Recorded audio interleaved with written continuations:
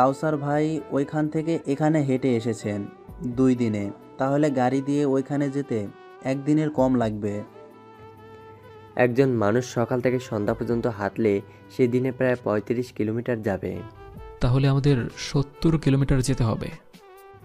না, তার থেকে কমও হতে পারে, আবার বেশিও হতে পারে।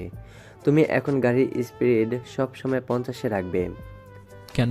কেননা এই স্পিডে গাড়ি চললে প্রতি ঘন্টায় 4 কিলোমিটার যাবে। ও, তা এখন যাওয়া যাক। অবশ্যই। আল্লাহ পাকের নাম নিয়ে গাড়ি স্টার্ট দিলাম। অন্যদিকে সকালের সূর্য ছোট একটা জানালার ফাঁক দিয়ে এসে জমির মুখে পড়ল। চোখ খুলতেই নিজেকে একটা ঘরের খাটে আবিষ্কার করল, এক হাত বাঁধা খাটের সাথে। হাতের বাঁধন খোলার চেষ্টা করছিল, তখন কেউ একজন দরজা খুলে রুমে ঢুকে পড়ল। কালো জিন্স আর কালো একটা শার্ট। সুমি দাঁড়িয়ে আছে। এই নে, খেয়ে নে, একটু পর মেহমান আসবে তোকে আদর করতে। আমি খাবো না। শখ জেগেছে কি সুমাইয়া আর রাতুলের মতো মরার? মরবো, তাও তোর মতো খারাপ মেয়ের কথা আমি শুনবো না।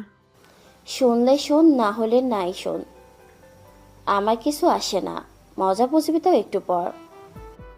এটা বলে সুমি চলে গেল। ঝুমি হাঁটু গেজে বসে কান্না করছে। এদিকে রবি, রাতুল, রিহান এদের দেহ অজ্ঞান অবস্থায় পড়ে আছে একটা রুমে। গতকাল সারা রাত তাদের উপর অত্যাচার হয়েছে। সহ্য করতে না পেরে 3জন জ্ঞান হারিয়েছে।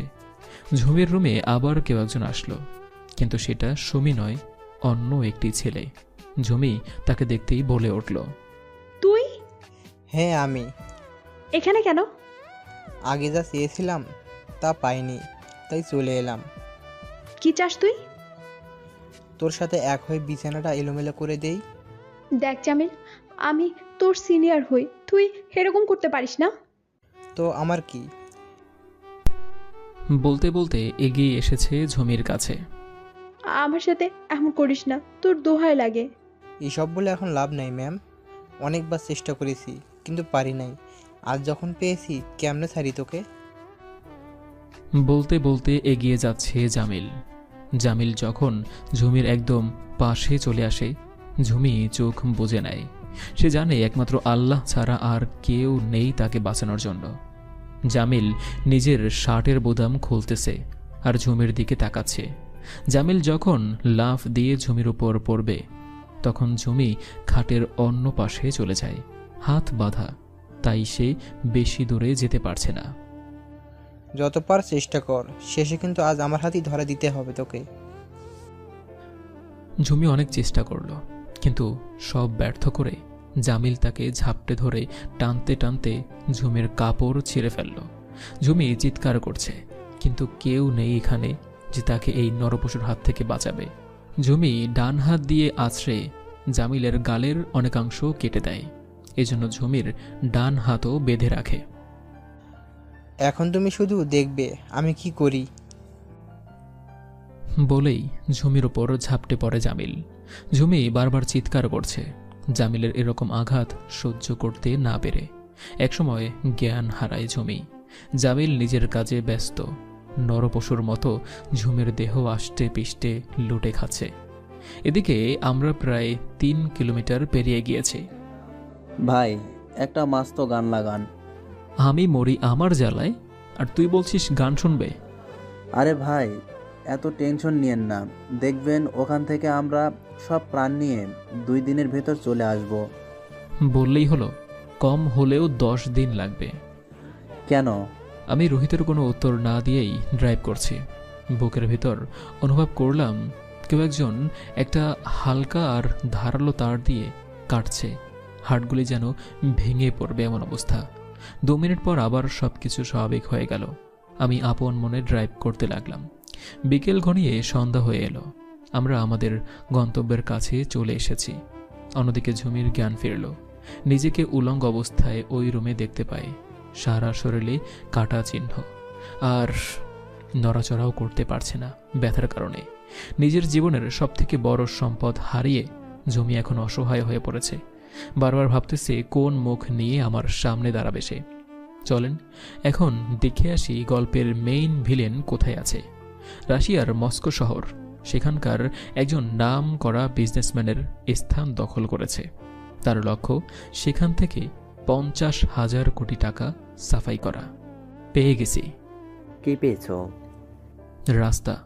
এখান থেকেই আমাদের যেতে হবে। তাড়াতাড়ি গাড়ি থেকে নেমে পড়লাম। সন্ধ্যা হয়ে এসেছে, তাড়াতাড়ি যেতে হবে। এই নাও, এটা দিয়ে ওদের স্ক্যান করবে। আমরা সবাই যোগাযোগ রাখবো কিভাবে? যোগাযোগ রাখা যাবে না। আচ্ছা ভাই, স্ক্যান করার কতদিন পর তোমার কাজ হবে? 48 ঘন্টা পর। ওকে। ওমর ভাইয়ের সাথে কথা বলতে বলতে অক্সিজেন মাস্ক পরে নিলাম, কেননা অনেকটা দূর যেতে হবে পানির নিচ দিয়ে। রোহিত, নদীর পাড়ে যাওয়ার পর আমাকে ফলো করবে। ওকে ভাই। দোয়া করবেন মিশন যেন সাকসেসফুল হয়। All the best.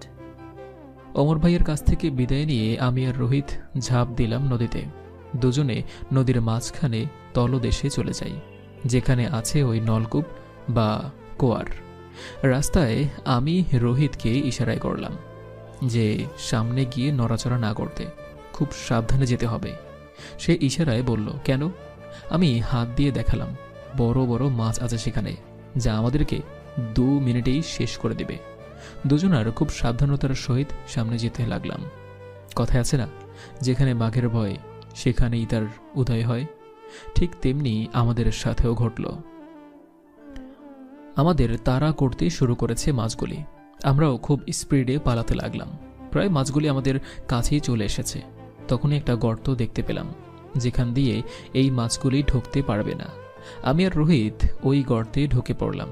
মাছগুলি অনেকবার চেষ্টা করেছে আমাদের ধরার, কিন্তু পারেনি, ব্যর্থ হয়ে চলে যায়।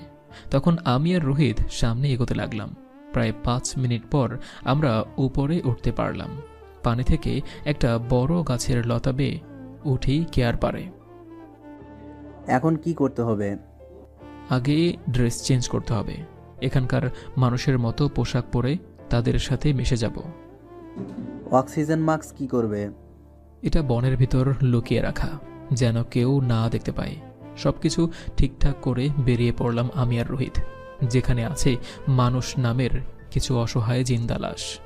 রাতের আধারের কারণে কেউ আমাদের দেখতে পায়নি, তাই খুব সহজেই আমরা জায়গা মতো পৌঁছে গেলাম। দুজনে গিয়ে রাজীবের কুঁড়ের ঘরে উঠলাম। এটা কার ঘর? আমার সাথে যে আগে ছিল তার ঘর। নাম কি? জার্নালিস্ট রাজীব। জার্নালিস্ট রাজীব খান? তুই চিনিস নাকি? তিনি তো গত 6 মাস ধরে নিরুদ্দেশ। এখানে এসেছিল গবেষণার জন্য, কিন্তু যাওয়ার সময় সে ওই মাছগুলির হাতে মারা যায়। ও আচ্ছা, এখন ঘুমানো যাক। অন্যদিকে রাতের আধারে ঝুমির রুমে আবারও জামিল আসলো। ঝুমি বিছানার চাদর গায়ে জড়িয়ে কেঁদেই যাচ্ছে। বল বল তো, তোর মধ্যে কি এমন জাদু আছে যে আমাকে ঢাকা থেকে আবার ফিরিয়ে এনেছে? কুত্তার বাচ্চা, আমার স্বামী যদি একবার শোনে তোকে আস্ত রাখবে না। তোর স্বামী সামান্য একটা পুলিশ অফিসার, আর আমি ডেপুটি চিফ মিনিস্টার রিফাত রিয়াদের ছেলে জামিল রিয়াদ। খুব পস্তাবি একদিন তুই। সেদিন কখনো আসবে না। ঝুমি যত সম্ভব জামিলের থেকে দূরে যাচ্ছে, আর জামিল নিজের কাপড় খুলতে খুলতে ঝুমির দিকে এগোচ্ছে। ঝুমি বিছানার চাদর গায়ে জড়িয়ে নিজেকে বাঁচানোর চেষ্টা করছে। তখন জামিল বিছানার চাদরের এক কোণায় ধরে একটা টান দেয়। সম্পূর্ণ কাপড়বিহীন অবস্থায় ঝুমি চোখ বুজে হাত দিয়ে নিজের দেহ লুকানোর ব্যর্থ চেষ্টা করছে। আগেরবার তোর দেহটা ভোগ করেছে, কিন্তু ভালো করে দেখি নাই। এখন দেখে তো মন চাইছে তোকে আমার প্রতি রাতেই রানী বানিয়ে দেখি। পরের দিন সকালবেলা গুলির শব্দে ঘুম ভাঙল আমার আর রোহিতের। কি হয়েছে? বাইরে গেলে বুঝতে পারবো। তাহলে চলেন। ঘর থেকে বের হয়ে দেখি সেই প্রথম দিনের মতো ঘটনা। 60 থেকে 70 বছর বয়সের 2টা লোক। এখানে কি হচ্ছে? ওই লোক দুটিকে বন্দুক হাতে নিয়ে থাকা সব লোক এখন মারবে। কেন? ওপারে যাওয়ার সময় হয়ে গিয়েছে তাই। তাই বলে কি? এসব এখানকার প্রতিদিনের রুটিন। আমরা যে কাজে এসেছি সেদিকে মন দেয়। কি কাজ? দেখতে হবে এখানে এত লোক দিয়ে কি কাজ করা হয়। তুমিও তল বললে? পাথর কুড়ানো হয়। না, পাথর কোরানোর জন্য এত গার্ড রাখার কোনো প্রয়োজন আমি মনে করি না। এর পিছনে অনেক বড় কিছু আছে। তখন একদল মানুষের ভিড় এসে আমাদের ধাক্কা দেয়। পিছনে তাকাবার কোনো সুযোগ পাইনি। এগিয়ে যাচ্ছি সামনের দিকে। সামনে কন্টেনারগুলোকে দেখে বুঝতে পারলাম এখন আমাদের কাজে নিয়ে যাওয়া হচ্ছে। 1.5 ঘন্টা পর যখন ওখানে পৌঁছালাম, এটা কি? ত্রিজির সবচেয়ে বড় রাজ, যা আজ পর্যন্ত কেউই জানে না। এখানে আমরা কি করব? জাস্ট আমাকে ফলো করবি, এটাই তোর কাজ। আচ্ছা। ভিতরে সবাই কাজে ব্যস্ত, আর আমার চোখ হচ্ছে এখান থেকে অন্য কোনো রাস্তা বা উপায় বের করার। দুপুর 1:30 থেকে 2টা হবে। তখন একটা লোক এসে পিছন দিক থেকে একটা লাথি দিয়ে বাড়ি মারল। পিছনে তাকাতেই একটি লোক বলল, এদিকে আয়। আমি কিছু বলতে গিয়েও কিছু বললাম না। হাতের হাতুড়িটা রেখে তার পিছন পিছন যেতে লাগলাম। আমাকে নিয়ে একটা লাইনে দাঁড় করানো হলো। আমার মতো আরও 10 থেকে 15টি ছেলেদের নিয়ে যাচ্ছে সেখানে, কিন্তু কোথায় যাচ্ছি জানি না। গার্ডদের পিছন পিছন একটা সুড়ঙ্গের ভিতর নিয়ে যাচ্ছে। সামনে একটা বড় গর্ত থেকে বিশাল আগুনের ফুলকি বের হচ্ছে, আর মানুষের চিৎকার শোনা যাচ্ছে। যত সামনে যাচ্ছি ততই চিৎকারটা বেড়ে যাচ্ছে।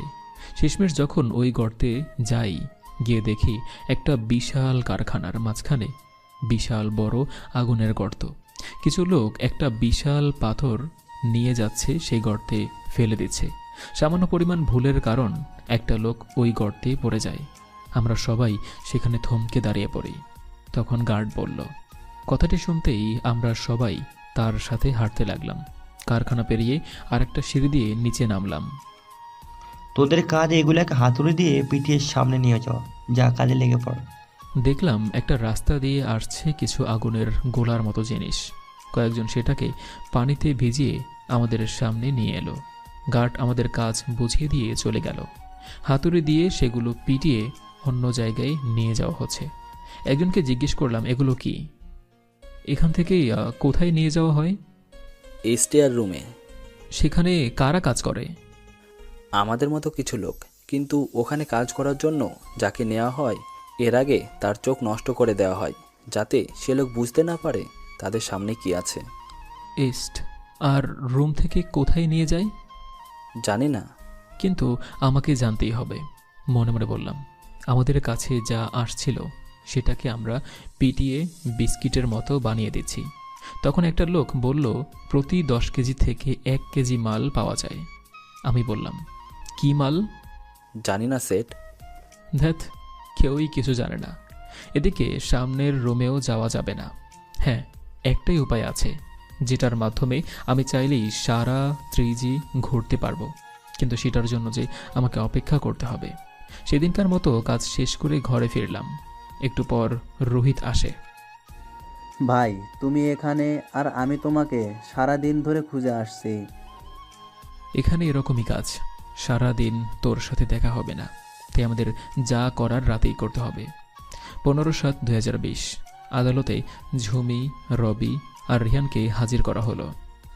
হ্যাঁ, আমি আমার সন্তানকে খুন করেছি। হ্যাঁ, আমরা জানি মাননীয় আদালত, কিন্তু খুনটা ঝুমির হাত দিয়ে অন্য কেউ করিয়েছে। যেখানে খুনি তার নিজের অপরাধ স্বীকার করছে, সেখানে প্রমাণ সাক্ষী কী দরকার, মাই লর্ড? হ্যাঁ আছে, কেননা খুনি এইভাবে এমন তার খুন করেছে যে ঝুমি মনে করে সে নিজেই খুনি। কোনো প্রমাণ বা সাক্ষী আছে কি আপনার কাছে? হ্যাঁ মাই লর্ড, তার সবচেয়ে বড় প্রাণ হলো খুনি। ওই দিন সকালবেলা ঝুমি, রবি আর রিহানকে ব্রিক টেস্ট করেছে। এই নিন তার প্রমাণ। বলে জজের দিকে এগিয়ে দিল একটা কাগজ আর বলল, আমি এই বিষয়ে আদালতকে আরো কিছু তথ্য দেওয়ার জন্য সোহনকে কড়গায় রাখতে চাই।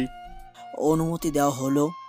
আচ্ছা সোহন, আপনি আমাদের এটা জানেন যে হিটব্রাইটিস করা হলো কি একজন মানুষের? আচ্ছা সোহন, আপনি আমাদের জানান যে হিটব্রাইটিস করা হলো কি হয় একজন মানুষের? এটার মাধ্যমে একটা মানুষকে অজ্ঞান করা যায়। এমনকি যে হিপনোটাইজ করবে সে যা বলবে ওই ব্যক্তি তাই শুনবে।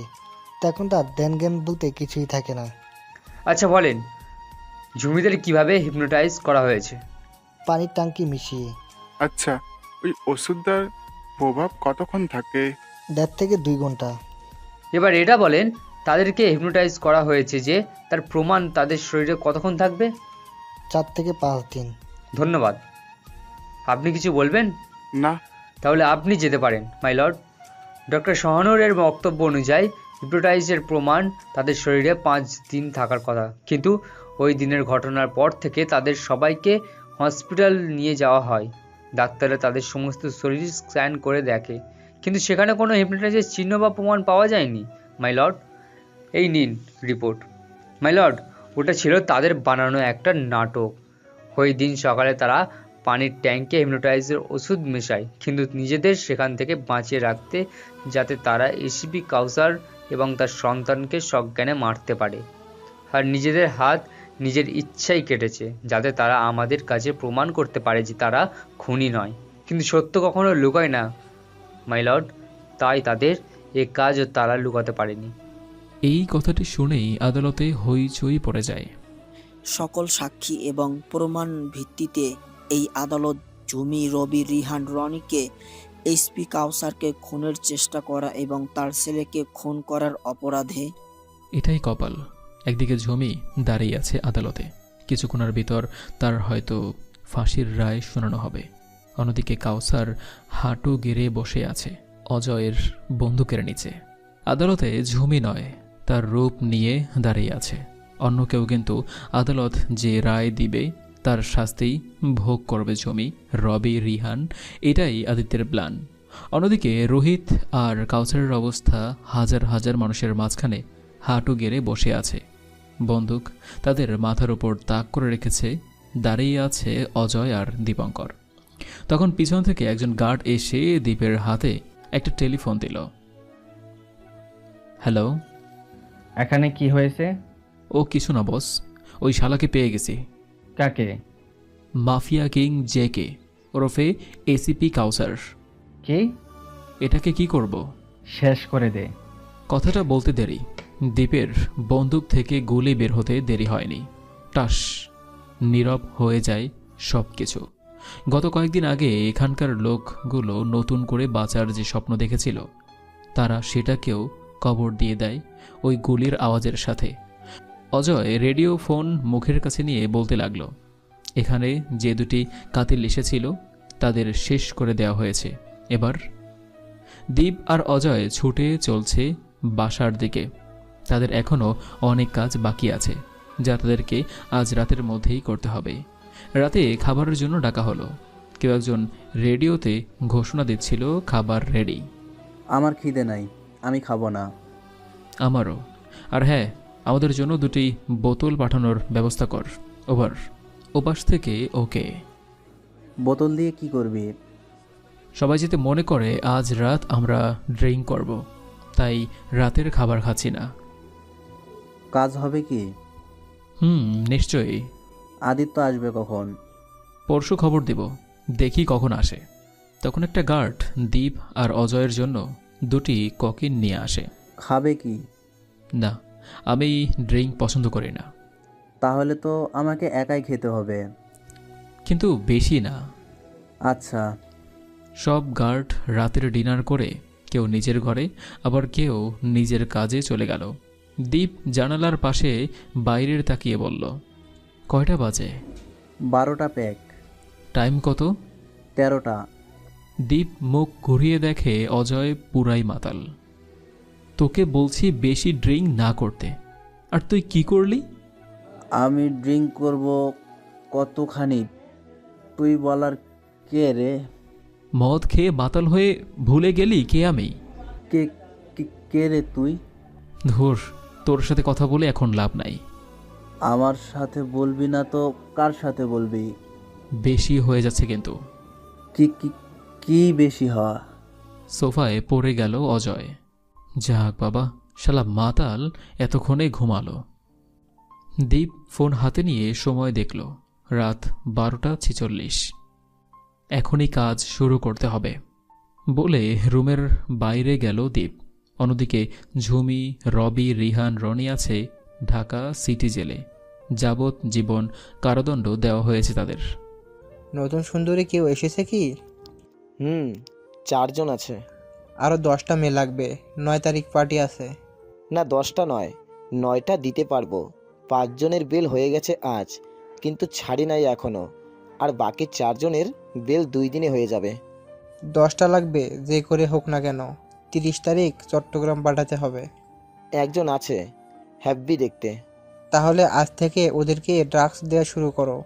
ওকে, কিন্তু আমি 10টার বিনিময়ে কত পাবো? 10%। জেলের ভিতরে ঝুমি নিজের সব কিছু হারিয়ে একটা জিন্দার লাশ হয়ে আছে। এই কয়েকদিনে তার চোখের জল কখনো পড়া বন্ধ হয়নি। এদিকে রবি, রিহান আর রনের অবস্থা খুব খারাপ। শরীরের অনেক স্থানে ক্ষত, উঠে দাঁড়ানোর ক্ষমতাও নেই তাদের মাঝে। এক এক করে 2 দিন পেরিয়ে গেল। আজ আদিত্য মস্কো থেকে ভারত যাচ্ছে। তার সেখানের মিশন সাকসেস। দীপ আর অজয় ব্যস্ত তাদের কাজ নিয়ে। ওমর ভাই এদিকে কাউসার আর রোহিতের বাংলাদেশের টিকিট কেটে দিয়েছেন। আজ রাতের ফ্লাইটেই যাওয়ার কথা। আদিত্য ভারত এসে সোজা ত্রিজি গেল। দীপ, কি হয়েছে? জানি না ভাই, আমাদের গার্ডগুলো কোথায় উধাও হয়ে যাচ্ছে। 20,000 ছিল, এখন মাত্র 5,000। ওই দিন যে 2টার কথা বলেছিলে, তাদের কি করেছে?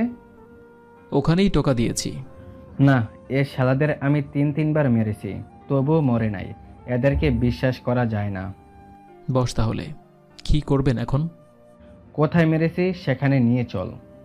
তারপর দীপ আর অজয় আদিত্যকে নিয়ে গেল সেই মাঠে যেখানে তারা কাউসারকে মেরেছে। ওদের লাশ কই? জ্বালিয়ে দিয়েছি। এটা ঠিক হয়নি একদম। আমি কত সুন্দর প্ল্যান করেছিলাম, কাউসারকে ভারতের জেলে ফাঁসি দিয়ে মারব। ধুর, সব মজাই নষ্ট হয়ে গেল। আমরা বাধ্য হয়ে মেরেছি। যাই করিস না কেন, আমার একটা শত্রুকে দুনিয়া থেকে সরিয়ে দিলি। এখানে আপনার থাকা এখন ঠিক না, তাই বাসায় চলেন। কেন? কেননা গত 2 দিন ধরে আমাদের সব গার্ড মারা যাচ্ছে, আর যারা বেঁচে আছে তারা খুব দুর্বল হয়ে পড়েছে। ঠিকমতো বন্দুকও ধরতে পারছে না। বিষয়টা খুব চিন্তার তো। আগে বাসায় চলেন বস, পরে সব দেখা যাবে। চল। তারপর সবাই বাসায় চলে গেল। রাতে ডিনার করে আদিত্য, দীপ, অজয় বসে ড্রিঙ্কস করছিল। আচ্ছা ভাই, আপনি এতদিন কোথায় ছিলেন? আজ থেকে 3 মাস আগে ছিলাম বাংলাদেশে, তারপর আবুধাবি, সেখান থেকে মস্কো। বাংলাদেশে কেন গিয়েছিলেন? ড্রাগস সাপ্লাইয়ের জন্য। কতটুকু কাজ হলো? 50% কাজ হয়েছে। এখন থেকে বাংলাদেশ থেকে প্রতি মাসে 2 থেকে 300 মেয়ে পাওয়া যাবে। কেমনে? আদিত্য অতিরিক্ত মদ পান করে ফেলেছে, তাই সে তার অজান্তেই সব কথা বলে দেয়। স্কুল, কলেজ, এমনকি জেলের ভিতরেও মেয়েদেরকে ড্রাগস দেওয়া হয়। 5 দিন ড্রাগস দেই, 6 দিনের দিন দেই না। 7 দিনের দিন তারা পাগল হয়ে যায় ড্রাগসের জন্য। তখন 8 দিনের দিন আমার লোক গিয়ে তাদের ড্রাগসের সন্ধান দেয়, আর তারা ড্রাগসের জন্য আমার জালে পা দেয়। তারপর সেখান থেকে তাদেরকে বিদেশি শেখদের কাছে বিক্রি করে দেয়। ব্যাস, স্বল্প খরচে 20 টাকা ইনকাম। তোর বুকের মধ্যে ওইটা কি, বাতি জ্বলছে কেন? কথাটা শুনে দীপ আর অজয় ঘাবড়ে যায়। আরে ভাই, এটা তো একটা বোতাম, রাতের বেলায় বাতি জ্বলে, ইউকে থেকে এনেছি। ভাই, তুমি বলছিলে না কাউসারকে ফাঁসানোর জন্য প্ল্যান করছিলে? দেও, সেটা আর বলিস না। দেখবি তোকে কিভাবে ফাঁসিয়েছি। দেখি। আদিত্য ড্রিঙ্কের বোতল হাতে নিয়ে উঠে পড়ল। বিছানা থেকে তার ল্যাপটপ এনে ওপেন করল। দেখ, বলে একটা ভিডিও প্লে করে।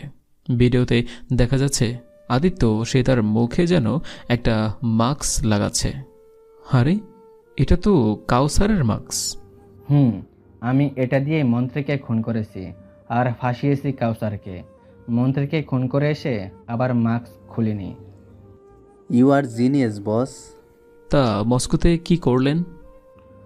70,000 কোটি টাকার চুরি। কি 70,000? আমার তো বিশ্বাসই হচ্ছে না। এই দেখ, আমার সুইস ব্যাংক অ্যাকাউন্টে আছে সব টাকা। আচ্ছা ভাই, অনেক রাত হয়েছে, ঘুমিয়ে পড়েন। আচ্ছা তোমরা ঘুমিয়ে পড়ো, আমি যাচ্ছি ঘুমাতে। ভাই, কাউসারের বন্ধুদের কিভাবে ফাঁসালে সেটা তো বললে না। ওহো, সেটা তো বলাই হয়নি। ওটা আমার কাছে দিন বলে আদিত্যের ল্যাপটপ দীপ নিয়ে নিল। তাদের টার্গেট কাউসারের ঘটনা নয়, আদিত্যের ল্যাপটপ। এনে এবার বলো। আগে এক প্যাক ঢাল। এক প্যাক ঢেলে দিল। ওই দিন সকালে যখন কাউসার এবং তার বাসার সব ঘুমিয়েছিল, আমার লোক গিয়ে প্রথমে পানির ট্যাঙ্কে হেপটাইজের ওষুধ মিশিয়ে দেয়। ঝুমি পানির ট্যাপে হাত দিতে শর্ট খায়, তখনই সেখানে কাউসার হাজির। কাউসার কিচেন থেকে যাওয়ার পর ঝুমির বেশে একটা মেয়ে আসে আর ঝুমিকে মাথায় বাড়ি দিয়ে অজ্ঞান করে কিডন্যাপ করে। অন্যদিকে রবিন ও রেহান রবিনকে এভাবেই তাদের জানালা দিয়ে কিডন্যাপ করা হয়। তারপর যা ইতিহাস। কাউসার হসপিটাল থেকে আসার পর তখন তার বাসায় ছিল। তখন তার ধ্যান অন্যদিকে নেওয়ার জন্য আমার লোক পাঠায়, আর সেখান থেকে সে হিপটাইজ ওষুধের বোতল পায়, আর সে সেটার সূত্র অনুযায়ী ইন্ডিয়া আসে, এখানে উপরে চলে গেল। অজয়কে চিমটি কাটল। ও ভাই, তাহলে আমরা এখন আসি, আপনি ঘুমিয়ে পড়েন। চল, আজ আমরা ভাইকে ঘুম পাড়িয়ে দেব। আদিত্যকে ঘুম পাড়িয়ে তার রুমের সব কিছু ঠিক করে দিল, যাতে সকালে কেউ না বোঝে যে রাতে তারা এখানে ড্রিঙ্কস করেছে, এমনকি আদিত্যও না। আদিত্যের রুম থেকে বেরিয়ে অজয় বলল, প্ল্যান এ শুরু করা যাক। হ্যাঁ, যা করার আমিই করব, তুই গিয়ে ঘুমিয়ে পড়। আচ্ছা, করেন। প্রথমে কি করতে হবে? প্রাসাদের বাইরে যেতে হবে, তারপর সেখান থেকে সোজা নিজেদের রুমে। ওকে, চল। দুজনে প্রাসাদের বাইরে গেল, তারপর আবার ভিতরে নিজেদের রুমে। অজয় গিয়ে তার রুমে ঘুমিয়ে পড়ল, আর দীপ তার রুম থেকে মেইনটেইন রুমে, যেখানে সিসি ক্যামেরা চেক করা হয়, সেখানে গেল। অনেক রাত, তাই কেউ এই রুমের আশেপাশেও নেই। দীপ মনিটরের সামনে বসে গত 1 ঘন্টার ভিডিওগুলি দেখছিল। আদিত্যের সাথে ড্রিঙ্ক করা থেকে তারা প্রাসাদের বাইরে যাওয়ার ভিডিও পর্যন্ত ডিলিট করে দিল, আর তারপর সে যে এখন এই রুমে এসেছে তার ভিডিও ডিলিট করে দিল। সে এখন এই রুম থেকে তার রুমে যাবে, তাই টাইম ধরে 2 মিনিটের জন্য সিসি ক্যামেরা অফ করে দিল। 2 মিনিট শেষ হতেই ক্যামেরা আবার অন হবে। সে অনেকটা চেষ্টা করেছে টাইম বাড়ানোর জন্য, কিন্তু কাজ হয়নি, কেননা এখান থেকে তার রুমে দৌড়ে যেতে প্রায় 3 মিনিট সময় লেগে যাবে। কিন্তু এখন এত রাতে দীপ দৌড়ালে সবাই ঘুম থেকে উঠে যাবে। আবার অনেক ভাবার পর দীপ টাইম চালু করে দিল আর নিজের ঘড়ির অ্যালার্ম দিল 1 মিনিট 50 সেকেন্ড। যত দ্রুত সম্ভব দীপ যাওয়ার চেষ্টা করলো, কিন্তু তার রুমের 5 রুম আগে ঘড়ির অ্যালার্ম বেজে উঠল। সাথে সাথে সে সেখানে থাকা ক্যামেরার দিকে খেয়াল করলো। দেখলো ক্যামেরা ডান দিক থেকে বাম দিকে যাচ্ছে। যখন বাম দিক থেকে ডান দিকে যেতে লাগলো, সেও ক্যামেরার সাথে এগিয়ে গেল। এভাবে প্রায় 5 মিনিটেই 5টি ক্যামেরাকে ফাঁকি দিয়ে দীপ তার রুমে যায়। আজকের মতো কাজ এখানেই শেষ, যা করার কাল করব, নিজে নিজে বলতে লাগলো। পরের দিন সকালবেলা অজয়, দীপ, অজয় জোরে জোরে ডাকতে লাগলো তার রুম থেকে। মাথা নাড়াচ্ছে আর চেষ্টা করতেছে গতকাল রাতে কি হয়েছে মনে করার। অজয় তার রুম থেকে এসে বলল, জি ভাই, কি হয়েছে? না কিছু না। আচ্ছা, আমি কি গতকাল রাতে ড্রিঙ্ক করেছিলাম? জানি না ভাই, কাল রাতে তো ডিনার করে আমি আর দীপ ফ্যাক্টরিতে চলে গিয়েছিলাম। রাতে এসে দেখলাম আপনি ঘুমিয়ে আছেন, দরজা খোলা রেখে। তাহলে আমার মাথা এত ভারবার লাগছিল কেন? মনে হচ্ছে আমি গতকাল রাতে অনেক ড্রিঙ্ক করেছি। ওটা তো তেমন কিছু না। তেমন কিছু নাকি? বলতে বলতে এগিয়ে আসলো দীপ। কোথায় ছিলে? কাজের ওখানে গিয়েছিলাম। তা আপনার কি হয়েছে, শরীর খারাপ নাকি? না, শরীর খারাপ না। আমার মনে হচ্ছে গতকাল রাতে আমি খুব ড্রিঙ্ক করেছি। ড্রিঙ্ক কোথায় করলেন? মনে নাই। তা কাজ কেমন চলছে? ভালো, কিন্তু গার্ডদের গায়েব হয়ে যাওয়ার বিষয়টা আমার খুব চিন্তিত মনে হচ্ছে। গায়েব মানে? মরে যাওয়ার বিষয়টা। ও, তোমরা এখন যাও, আমি পরে ডেকে নেব তোদের। আচ্ছা ভাই। তারা চলে গেল, কিন্তু এখনও আদিত্য চিন্তায় আছে। কি হয়েছিল কাল রাতে সব কিছু দেখার জন্য সে সিসিটিভি ফুটেজ দেখার জন্য গেল। ভাই বলেন, আপনাকে কি সাহায্য করতে পারি? কাল রাতে ডিনারের পর ফুটেজগুলো দেখাও। ওকে, এটা মেন গেটের ফুটেজ যেখানে দেখা যাচ্ছে। ওকে, এটা মেন গেটের ফুটেজ যেখানে দেখা যাচ্ছে দীপ আর অজয় প্রাসাদের বাইরে যাচ্ছে। টাইম কত ছিল? রাত 10:41। আমার রুমের বাইরে ফুটেজ দেখাও। আদিত্য ডিনার করে তার রুমে যাচ্ছে। রুমের দরজা লাগায়নি। এভাবে রাত 1টার দিকে যখন সবার কাজ শেষ করে ঘুমিয়ে পড়ে, তখন দেখা যায় আদিত্য আর অজয় মেইন গেট দিয়ে ভিতরে আসছে। দীপ তার রুমে যায় অজয় আদিত্যের রুমে দরজা খোলা দেখে একটু চাপিয়ে দেয়। তারপর তারাও ঘুমিয়ে পড়ে। এটা কি করে সম্ভব? যদিও আমি ড্রিঙ্ক করি নাই, তাহলে আমার এমন লাগছে কেন? হয়তো এটা আমার মনের ভুল, কেননা অনেক দিন ধরে ঘুম হয়নি। কাল মনে হয় একটু বেশি ঘুমিয়েছিলাম, তাই এমন হচ্ছে। এসব ভাবতে ভাবতে আদিত্য তার সেখান থেকে চলে যায়।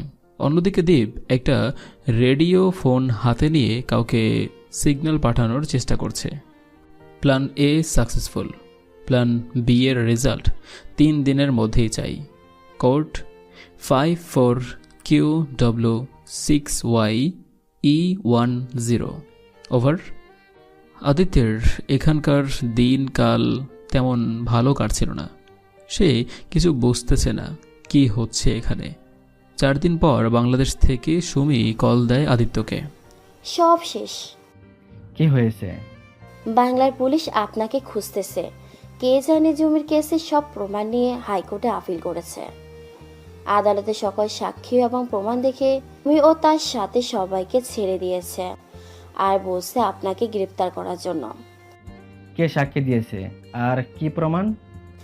সাক্ষীদাতা ও স্বাক্ষর আপনার কাছে পাঠাচ্ছি বলে ফোন কেটে দেয় সুমি। আর আদিত্যের চিন্তা বেড়ে যায়, কার এত বড় সাহস তার বিরুদ্ধে সাক্ষী দেয়। সুমি একটা ভিডিও পাঠায়, সাথে সাথে আদিত্য সেটা ওপেন করল। ভিডিওতে আদিত্য বলছিল, ওই দিন সকালবেলা প্রথমে আমার লোক গিয়ে কাউসারের বাড়ির পানির ট্যাঙ্কে হিপ্নোটাইজের ওষুধ মেশায়। পরে আগেই আপনাদের বলেছি, তাই পরেরটা আর বললাম না। ভিডিওটা দেখে আদিত্য অবাক। সেটা কখন ঘটলো সে তো এই ঘটনার কথা কাউকেই বলে নাই। তাহলে এটা কি এখানে কাকে বলেছে এসব কথা? সেই রেডিও ফোন হাতে নিয়ে দীপের কাছে সিগন্যাল পাঠালো। আমার রুমে আয় তাড়াতাড়ি, অজয়কে নিয়ে। ওভার। কি হয়েছে? ডাকতেছে। আদিত্যের রুমে যাওয়ার পর এটা কি বলে ভিডিওটা চালু করে দেখালো। দীপ আর অজয় দেখে পুরো অবাক। এসব কথা কাকে কখন বললেন? 4 দিন আগে মাতাল অবস্থায়, কিন্তু কাকে বলেছিলি জানি না। আর হ্যাঁ, আমি তো একমাত্র তোদেরই সামনে ড্রিঙ্ক করি, তাছাড়া অন্য কারোর সামনে না। কিন্তু আমরা তো ওই দিন রাতে আপনার সাথে ছিলাম না। তাহলে কার সাহস হতে পারে আমার এত কাছে আসার? জানি না। সিসিটিভি ফুটেজ চেক করলে হয়তো সেখানে কোনো ক্লু পাওয়া যেতে পারে। চেক করা শেষ আমার। আবার চেক করলে হয়তো পেয়ে যেতে পারি। আচ্ছা, তাহলে চল চেক করে আসি। সিসিটিভি রুমে গিয়ে সব গার্ডদের সেখান থেকে সরিয়ে দিয়ে তারা ফুটেজগুলো চেক করতে লাগলো। Back stop. আচ্ছা, ওই দিন রাতে তোরা কখন বাইরে গিয়েছিলি? এই প্রশ্ন শুনে দীপ আর অজয় ভয় পেয়ে যায়। ডিনার করে প্রায় রাত 10টায়। ফুটেজটা হলো রাত 10টা, কিন্তু কি? মেন গেটের দক্ষিণে দেওয়ালে জুম। ওকে। ব্যাস কিছুক্ষণ দেয়ালে টাঙ্গানো বড় ঘড়ির দিকে তাকিয়ে বলল, তখন রাত 10টা ছিল না, রাত 1:20 ছিল। তখন তোরা বাইরে গিয়েছিস। দীপ আর অজয় পুরাই ফেসে গেছে। এখন কি বলবে তারা? আজ আদিত্য প্রমাণ বের করার আগে তারা নিজের মুখেই স্বীকার করতে লাগলো, আসলে ভাই ওই দিন রাতে আমরা। 1 মিনিট অজয়, ফুটেজটা ব্যাক কর। কতটুকু? এই ধর আমার রুম থেকে তোদের ওই ক্যামেরার সামনে যেতে যত সময় লাগে তত সময়। প্রায় 7 মিনিট। ব্যাক কর। 7 মিনিট ব্যাক করে দক্ষিণ দিকের দেয়াল ঘড়িতে জুম করল। এটা কি করে সম্ভব? 7 মিনিট আগে রাত 10:50, 7 মিনিট পরে রাত 1টা। এটা তখনই সম্ভব যখন সিসিটিভি ফুটেজগুলো ডিলিট করা হয়। দ্বীপের ভয় একটু কাটল। এত কড়া পাহারার মাঝে এখানে আসা একদমই অসম্ভব। সেটা অন্য কারোর জন্য, তোদের জন্য নয়। তাই ওই দিন যে আসুক না কেন তোদের রূপ নিয়ে এসেছে। কে হতে পারে? কার এমন সাহস হতে পারে? একজনই আছে। কে? জ্যাক। কি বলেন ভাই? শালাকে তো আমি মেরেই ফেলেছি। আমি 3-3বার মেরেছি, মরে নাই। আর তুই কিভাবে একেবারে মারবি? কি যে বলেন না ভাই, শালার লাশ এখনো মাঠে পড়ে আছে। ফুটেজের মতো ওর লাশটাও আরেকবার চেক করে ফেলো, সব বুঝতে পারবে। তখন কয়েকটা গার্ডকে বলা হয় মাঠের কোণে থেকে কাউসারের লাশটা নিয়ে আসতে। মহলের ডাইনিং রুমে সবাই বসে আছে। তখন কাউসারের লাশ নিয়ে আসা হয়। মুখে পানি দে। মুখে পানি ছুঁড়ে মারতেই সাদা ফেনার মতো কি একটা জিনিস বেরিয়ে আসলো। আদিত্য কাউসারের গালের অংশে একটা চিমটি কাটল। সাথে সাথে গাল ছুটে আসলো আদিত্যের হাতে। আরে গাল না, গালের চামড়া। অজয়ের চোখ বড় বড় হয়ে আছে, কেননা আর মাত্র 2-1 মিনিটের মধ্যেই আদিত্য জেনে যাবে তাদের সব। এদিকে দীপ মুচকি মুচকি হাসতেছে। এটা দেখে অজয় কানের কাছে গিয়ে বলল, হাসো, মন খুলে হাসো। 1 মিনিটের ভিতরেই যখন আদিত্য জানবে দীপ আর অজয় মারা গেছে, তাদের জায়গা জুড়ে অন্য কেউ আছে। তুই শুধু দেখ কি হয়। বলেছিলাম না এই শালাকে মারা এত সহজ না। ওই দেখ, ওই দিন তোরা যাদের মেরেছিস তারা আর কেউ না, তারা আমার এখানে কাজ করা 2টা লোক। এবারও বুড়ি ডিম দেখিয়ে পালিয়েছে। ভয়ে ভয়ে লাশের দিকে তাকিয়েও তাকাচ্ছে না। যখন দেখলো আরে এটা তো দীপ না, জিব্বায় কামড় দিল। দূর, কাউসার না। যা করার ওই কাউসারই করেছে। কিন্তু এখানে এসে তো ফেরত যাওয়া সম্ভব না। কার জন্য সম্ভব? তোরা বলেছিস গার্ডরা রোগে আক্রান্ত হয়ে মারা যাচ্ছে। না, গার্ডদের আক্রান্ত করা হচ্ছে। কিভাবে? খাবারে বিষ মিশিয়ে। তার মানে কাউসার এখনো আমাদের আশেপাশে আছে। আজ থেকে সব কাজ বন্ধ। যতক্ষণ পর্যন্ত কাউসারকে ধরা যাবে না ততক্ষণ পর্যন্ত কোনো কাজ হবে না। সব গার্ডদের বলে দাও যেখানে কোনো সন্দেহজনক লোককে দেখতে পারবে সেখানেই গুলি করতে। সবাইকে অন ডিউটি করতে হবে। ওকে ভাই। এটা বলে দীপ আর অজয় ওখান থেকে বেরিয়ে আসলো। আচ্ছা, এই দীপের লাশ কোথায়? আমি জানতাম এরকমই কিছু ঘটবে, আর তাই অন্য একটা লাশের মুখে প্লাস্টিক সার্জারি লাগিয়ে দিয়েছি। আর দীপের লাশ সব গার্ডদের যেখানে পুঁতে ফেলা হয়েছে সেখানেই রেখেছি। Very smart. এসব বাদ দে, এখনো বাকি অনেক কাজ রয়েছে। তুই এক কাজ কর, সব গার্ডদের নতুন ঘোষণা জানিয়ে দে, আর আমি ওই দিকটা দেখতাছি। দীপ এদিকে, অজয় অন্যদিকে চলে গেল। দীপ রেডিও ফোন হাতে নিয়ে কাকে যেন সিগন্যাল পাঠালো। 4331 4331 9002 9002 9002। কাল সকালেই এখানে আসতে হবে। 4331। আজ রাতেই অ্যাকাউন্ট খালি চাই। Swiss bank account number ADITT HO92635181। তখন দীপের কাঁধে কেউ একজন হাত রাখল। দীপ ঘাবড়ে যায়, আর পিছনে তাকাতেই যখন অজয়কে দেখল তার মনের সব ভয় দূর হয়ে যায়। সব রেডি? খালি এখন সময়ের অপেক্ষা। দুপুর ঘনিয়ে বিকেল হয়ে এলো। মারা গিয়েছে 5 লোক, যাদের দেখে বিন্দু পরিমাণও সন্দেহ হয়েছিল। এদের মধ্যে কেউই কাউসার না, সবাই ছিল মজদুর। রাতে ডিনার করে সবাই নিজেদের কাজে ব্যস্ত। আদিত্য ঘুমানোর প্রস্তুতি নিচ্ছে। তার আগে নিজের ল্যাপটপে সব কিছু চেক করছিল। তখন সে তার অ্যাকাউন্ট ওপেন করল। সে এটা দেখে অবাক হয়ে যায়। মাথা দিয়ে ঘাম পড়তে শুরু করল। চোখগুলো বড় বড় হয়ে আছে। যেখানে তার 2,000 কোটি টাকা ছিল, আজ সেখানে 1,500 কোটি টাকা, সেকেন্ডে 1,000 টাকা গায়েব হয়ে যাচ্ছে। দেখতে দেখতে 10 মিনিটে আদিত্যের অ্যাকাউন্টের ব্যালেন্স 0.000009 টাকা। এখানেই শেষ নয়, তখন তার মোবাইলে টেক্সট আসে, আপনার ডিআরবি ভারত ব্যাংক অ্যাকাউন্ট থেকে 1 লক্ষ টাকা তোলা হয়েছে। সাথে সাথে আরেকটা টেক্সট এখানেই আসলো, 2 + 2 4 লক্ষ টাকা গায়েব হয়েছে। অবশেষে আরও 20 মিনিট পর তার সবগুলো ব্যাংকের অ্যাকাউন্ট ব্যালেন্স মোট 90,000 কোটি টাকা গায়েব হয়ে বাকি পড়ে আছে মাত্র 80 পয়সা, 0.080।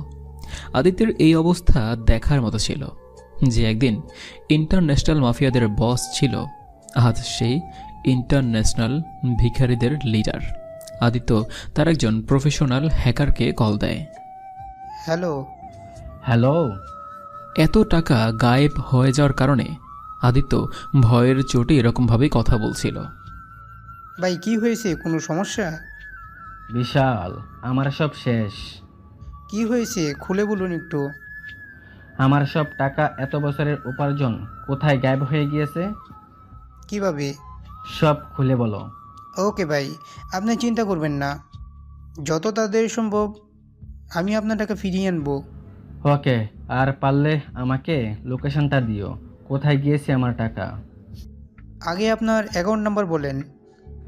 ADITTHU 92635181। 5 মিনিটের ভিতরে আপনাকে লোকেশন দিতেছি। বলে ফোনটা কেটে দেয়। আদিত্যের হ্যাকারের নাম হলো, ধরো কি দেব এই হ্যাকারের নাম, একটা নামও খুঁজে পাচ্ছি না। আচ্ছা ধরেন এটার নাম হচ্ছে অ্যালেক্স। অ্যালেক্স ফোন কেটে দিয়ে আদিত্যের অ্যাকাউন্টের ডিটেলস বের করলো। সেখানে দেখা যাচ্ছে আদিত্য নিজেই তার অ্যাকাউন্ট থেকে টাকা ক্যাশ তুলেছে। তারপর সে অন্য ব্রাউজার দিয়ে চেক করলো। সেখানে একটা ক্লু পেল যে টাকাগুলো ট্রান্সফার করা হয়েছে, কিন্তু কোথায় করা হয়েছে সেটা দেখাচ্ছে না। কত লুকিয়ে থাকবে, তোমাকে আমি খুঁজে বের করবই। কিন্তু অ্যালেক্স এটা জানতো না যে আদিত্যের টাকাগুলো খুঁজতে গিয়ে তার সব কিছুই গায়েব হয়ে যাবে। অনেক সময় চেষ্টা করার পর অ্যালেক্স ওয়েবসাইট পেয়েছে। সেই সাইটের প্রোফাইল এবং নাম আসতে লোডিং নিচ্ছে। এর মধ্যে অ্যালেক্সের ল্যাপটপ গরম হয়ে যাচ্ছে, আগুনের মতো হয়ে যাচ্ছে। এই ক্ষুদ্র ল্যাপটপের ক্ষমতা কি আছে হ্যাকারদের লিডারের প্রোফাইলে ঢোকার? হঠাৎ স্ক্রিনের সামনে ভেসে উঠল, বিপজ্জনক, সামনে যাওয়া সম্ভব নয়। কেন? এই কাজের জন্য এটা একদম প্রস্তুত নয়। বুঝেছি, যা করার আমার গ্রুপকে নিয়েই করতে হবে। তারপর অ্যালেক্স তার গ্রুপের সকল হ্যাকারদের কল দিয়ে বলে কম্পিউটার অন করতে। গাইস, আমি একটা ওয়েবসাইটে সম্পূর্ণ তথ্য চাই। তারপর অ্যালেক্স ওই সাইটের লিংক সবাইকে দিল। সম্ভাব্য যদি DRW ব্যবহার করি, রিস্ক তো নিতেই হবে। ওকে, সবাই রেডি তো? অ্যালেক্স সহ তার গ্রুপের 60 জন হ্যাকার নিয়ে কাজ শুরু করলো। 1.5 ঘন্টা চেষ্টা করার পরও কোনো লাভ হয়নি। তখন হঠাৎ অ্যালেক্স এবং তার সাথের সবার কম্পিউটারের স্ক্রিনে ভেসে উঠল, ওয়েলকাম টু JK ওয়ার্ল্ড। সবার মুখে দেখা দিল বিশ্বজয়ের হাসি। তাদের মনে হচ্ছে তারা JK ওয়েবে ঢুকে গিয়েছে। কিন্তু 1 মিনিটের মাথায় সবার মুখের হাসি হারিয়ে গেল যখন কম্পিউটারের স্ক্রিনে ভেসে উঠল ক্রস চিহ্ন। তারা চেয়েছিল JK হ্যাক করবে, কিন্তু 1 মিনিটেই হ্যাক হয়ে গেল তাদের সব কিছু। এটা কি করে সম্ভব? আমার এত কষ্টে করা রাজ্য শেষ হতে পারে না। কম্পিউটার বলে উঠল, সবার সাথে পাঙ্গা নিশনাশালা। এদিকে আদিত্যের মাথা খারাপ হয়ে যাচ্ছে। অ্যালেক্স ফোন তুলছে না বলে কখনো সোফায় বসছে, আবার কখনো ব্যালকনিতে যাচ্ছে। কি করবে কিছুই মাথায় আসছে না। দেখতে দেখতে রাতের অন্ধকার কাটিয়ে ভোরের সূর্যোদয় হয়েছে। আদিত্য শুয়ে আছে। অন্যদিকে 3Gর মেইন গেটের একজন গার্ড দ্বীপের কাছে সিগন্যাল দেয়। গেটের পাশে 2 জন সন্দেহজনক মানুষ পাওয়া গিয়েছে। একটু পর বস মাঠে যাবেন, ওখানে নিয়ে আসো। ওকে। দ্বীপ তখন আদিত্যের রুমের দিকে গেল। গেটের কাছে 2 জন সন্দেহজনক লোক পাওয়া গিয়েছে। মেরে ফেলেছিস কি তাদের? না, আপনাদের অপেক্ষায় আছে সবাই মাঠে। ওকে, আমি 5 মিনিটের ভিতরেই আসছি, তুই যা। দীপ চলে গেল মাঠে। সেখানে দেখতে পেল কাউসার আর রোহিত বসে আছে হাঁটু গেড়ে, হাত দুটো পিছন থেকে বাঁধা।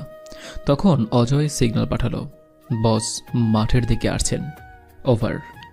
আদিত্য এসে একটা চেয়ারে বসে। আমার টাকাগুলো কোথায়? যেখানে থাকার কথা সেখানেই আছে। কুত্তার বাচ্চা কোথায় আছে? বলে একটা রড দিয়ে মারে কাউসারের মুখে।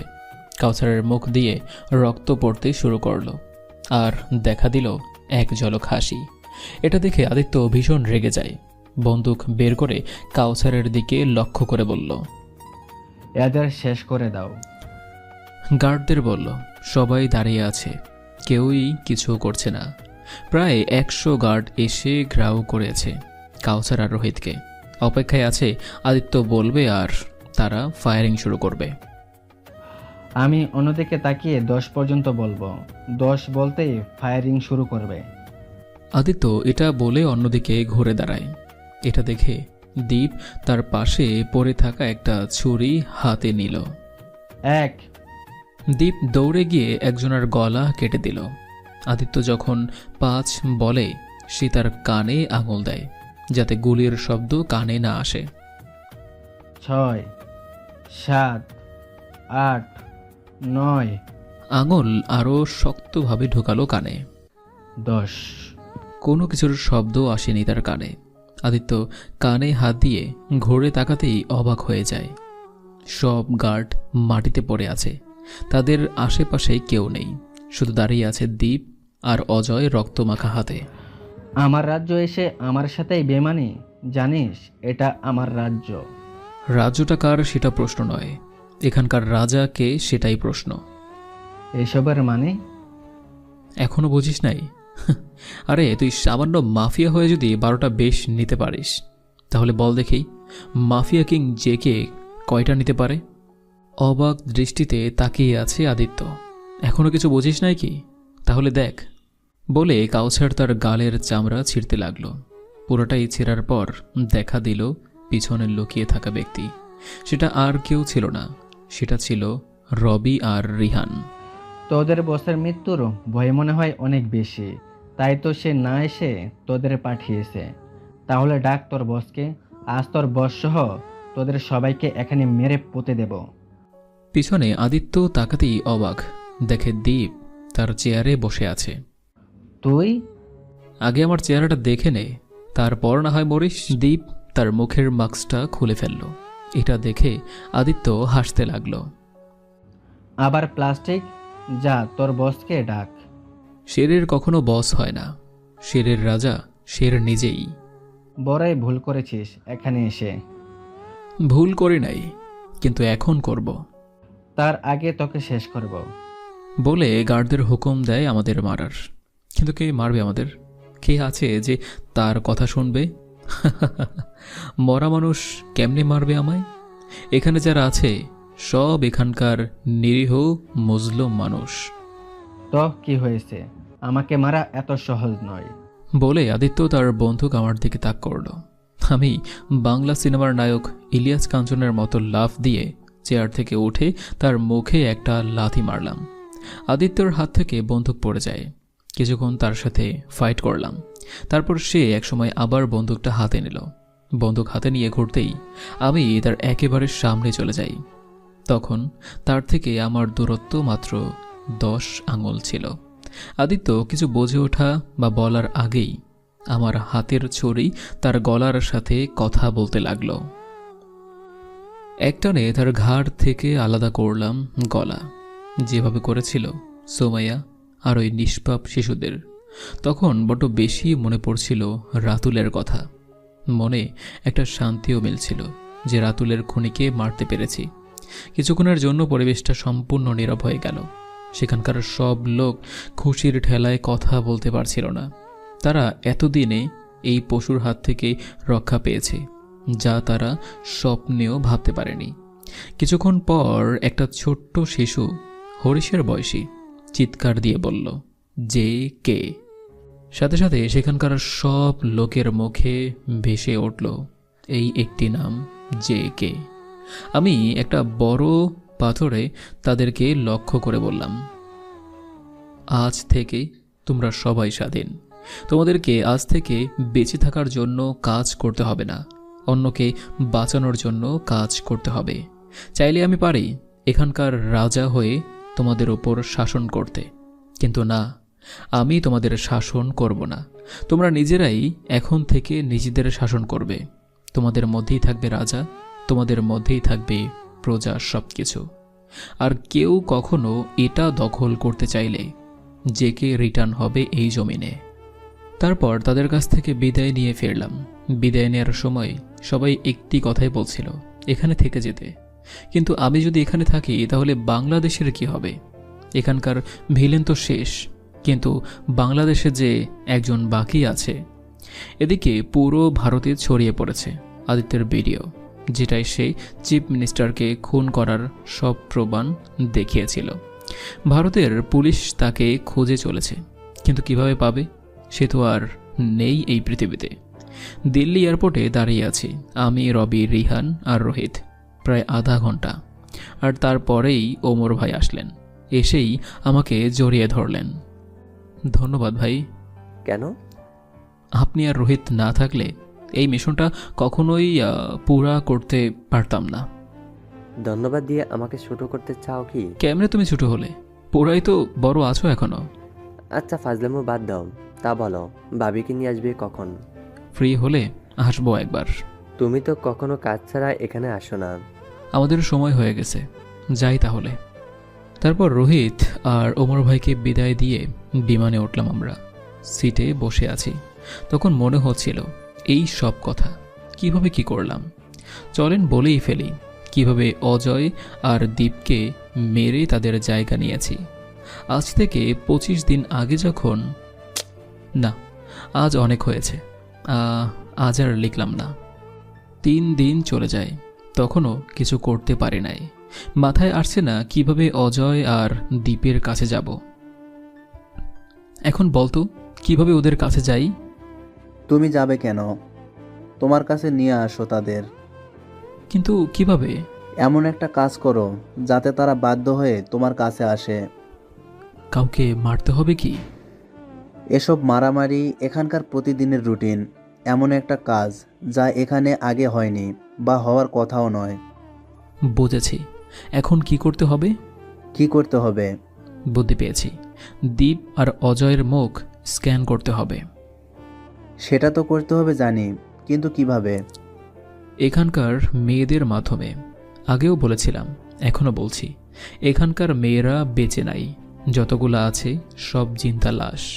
কেননা প্রতি রাত তাদের উপর হয় অত্যাচার, নির্যাতন। এই মেয়েরা যখন মা হয়, তখন যদি তাদের ছেলে হয় তাহলে তাকে দেয়া হয় কাজে, আর মেয়ে হলে পতিতালয়ে।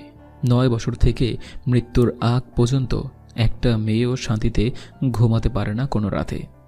মেয়েদের ওখানে যাওয়ার পর কয়েকটা মেয়েদের একত্রিত করলাম। স্বাধীনভাবে বাঁচতে চাও কি? তাহলে আমাকে একটা সাহায্য করতে পারবে কি? কেন? আর কি সাহায্য? তোমাদের প্রতিশোধ নিতে চাই যদি। হয়েছে, আর বলতে হবে না। আমাদেরকে স্বপ্ন না দেখে নিজে বেঁচে থাকার চেষ্টা করেন, লাভ হবে। বেঁচে থাকার চেষ্টা তো সে করে যে মৃত্যুকে ভয় পায়। সব মেয়েরা চলে যাচ্ছিল, কেউই আমার কথায় কান দিচ্ছিল না। তখন আবার বললাম, আচ্ছা একবার শোনেন না কেন, কি সাহায্য করতে হবে? তারপর না হয় ভালো না লাগলে চলে যাবেন। কথাটা শুনে সব মেয়েরা দাঁড়ালো। দীপ আর অজয় কি এখানে আছে? আসে রাত 1টায়। কার কার কাছে আসে? সব মেয়েদের ভিড় সরিয়ে সামনে এলো 4টা মেয়ে। আমাদের কাছে। আলাদাভাবে নাকি একখানে? এক একদিন এক একজনের কাছে। আজ কার কাছে আসবে? জানি না, তাদের মন চাইবে যার কাছে, তার কাছেই আসবে। আজ রাতে যাদের কাছে দীপ আর অজয় আসবে, তাদের কানের দুলে এই দুলটা লাগিয়ে দেবে। আমি দেখিয়ে দিলাম কিভাবে লাগাবে। তারপর সেখান থেকে চলে আসলাম। যেভাবে চেয়েছি ঠিক সেভাবেই কাজ হয়েছে। এদিকে ওমর ভাই তার গাড়ির ভিতর ল্যাবে কাজ শুরু করে দিলেন রাত 2টা থেকে। আমাকেও আজ সকালের সূর্য ওঠার আগে বের হতে হবে। তাই আমি রাত 3:30টার দিকে রওনা দিলাম। ঝোপের পাশে রাখা অক্সিজেন মাস্ক নিয়ে পানিতে পড়ে গেলাম। সেখানকার রাক্ষসী মাছদের থেকে অনেক কষ্টে ফাঁকি দিয়ে গেলাম ওমর ভাইয়ের কাছে। কাজ কতটুকু এগিয়েছে? 50% শেষ। সন্ধ্যা 6টার দিকে ওমর ভাইয়ের সব কাজ শেষ। ভাই, আমার 2টা সিসি ক্যামেরা, মানে আমার আর রোহিতের দেহের সাথে যুক্ত করার মতো ক্যামেরা লাগবে। আর তোমাকে সিগন্যাল পাঠানোর জন্য রেডিও ফোন, আর এমন একটা পেনড্রাইভ যেটায় আমি কিছু সেভ করলে তোমার এখানে চলে আসবে। আচ্ছা, সমস্যা নাই, আমার কাছে তোমাকে দিতেছি। আর কিছু লাগবে কি? আমি মাথা চুলকাতে চুলকাতে মনে করার চেষ্টা করছি যে আর কি লাগতে পারে। হ্যাঁ, আমার আর রোহিতের একটা 2টা প্লাস্টিক সার্জারি লাগবে। সেগুলো রেডি। আর হ্যাঁ, আমি না আসতে পারলে তোমার কাছে যত প্রমাণ দেব সেগুলো দিয়েই তুমি ঝুমিদের ছাড়িয়ে নেবে। এটা হবে প্ল্যান এ। আর প্ল্যান বি হলো রবি আর রিহান আমার আর রোহিতের বেশ নিয়ে ওখানে যাবে যদি আমি সিগন্যাল পাঠাই। সিগন্যাল দেবে মানে কি? হয়তো আমি মারা যেতে পারি প্ল্যান এ এর পর। যদি আমি মারা যাই তাহলে তারা এখানে আসলে তারাও মারা যাবে। আর এটা বলে পা বাড়ালাম ওমর ভাইয়ের ওখান থেকে। রাত 10টার দিকে রোহিতের কাছে পৌঁছালাম। সব এনেছো? যা লাগবে সব এনেছি, এখন শুধু অপেক্ষা করতে হবে সুযোগ আর সময়ের। দেখতে দেখতে কেটে গেল 10 দিন। এই 10 দিনে আমার সামনে এসেছে দীপ আর অজয় মাত্র 5 বার, কিন্তু একবারও মারতে পারেনি। সেদিন ছিল 6 নাম্বার। আমি সেটা মিস করে নাই, কেননা এখন সময় এবং সুযোগ দুটোই আমার পক্ষে ছিল। দীপ আর অজয় একটা বিষয় নিয়ে একজন গার্ডের সাথে কথা বলছিল। তাদের পাশে তেমন কেউই ছিল না, আর তারা এমন একটা জায়গায় দাঁড়িয়েছিল সেখানে কেউই তাদের দেখতে পারবে না। এই চান্সটা আমি নিলাম। প্রথমে 3 জনকে পিছন থেকে হাতুড়ি দিয়ে বাড়ি মেরে অজ্ঞান করলাম। তারপর সেখান থেকে তুলে নিয়ে গেলাম আমাদের ঘরে। আমি আর রোহিত দীপ আর অজয়ের মাস্ক পরে নিলাম, আর আমাদের মাস্ক দীপ আর অজয়কে পরিয়ে দিয়ে বেঁধে রাখলাম। মুখের ভিতর কাপড় ঢুকিয়ে দিলাম যাতে চিৎকার করতে না পারে। এখন তাদের এই অবস্থায় রেখে আমি আর রোহিত গেলাম মহলে। প্ল্যান ছিল দীপ আর অজয়কে মারব আদিত্যর হাতে, যেভাবে আমার হাত দিয়ে মেরেছিল রাতুলকে। কিন্তু হলো তার উল্টোটা। পরের দিন সকালে সিগন্যাল আসলো একজন গার্ডের। আমাদের এখানে কাউসার আর তার সাথে একটা ছেলেকে পাওয়া গিয়েছে। কোথায় এখন? মহলের বাইরের গেটে ভেতরে ঢোকার চেষ্টা করছিল। ওকে, আমি আসছি। তারপর রোহিতকে নিয়ে বাইরে গেলাম। এদিকে ঝুমি, রবি, রিহান আর রনিকে চোখ বন্ধ করিয়ে একটা গাড়িতে তোলা হয়। সেটা ছিল আদিত্যের প্ল্যান, যা আমি জানি না। দীপ আর অজয় তার মতো দেখতে আমাদের দেখে অবাক হয়ে যায়। এক দৃষ্টিতে তাকিয়ে আছে আমাদের দিকে। তুই মারবি না আমি মারব? তুমি মারো। যখন আমি গুলি করতে যাব তখন দীপ আর অজয় পাশে ফেলে থাকা 2টা পাথর দিয়ে আমাদের মারতে যায়, কিন্তু সেটাতে ব্যর্থ হয়ে যায় গার্ডরা। টাস টাস গুলি চালায় তাদের পায়ে। দীপ আর অজয় বসে পড়ে। তখন আমি তাদের কাছে গেলাম। জানিস গার্ড তোদের মারছে কেন? কারণ তোদের চেহারা আমার কাছে আর আমার চেহারা তোদের কাছে, তাই আজ তোদের মরতেই হবে।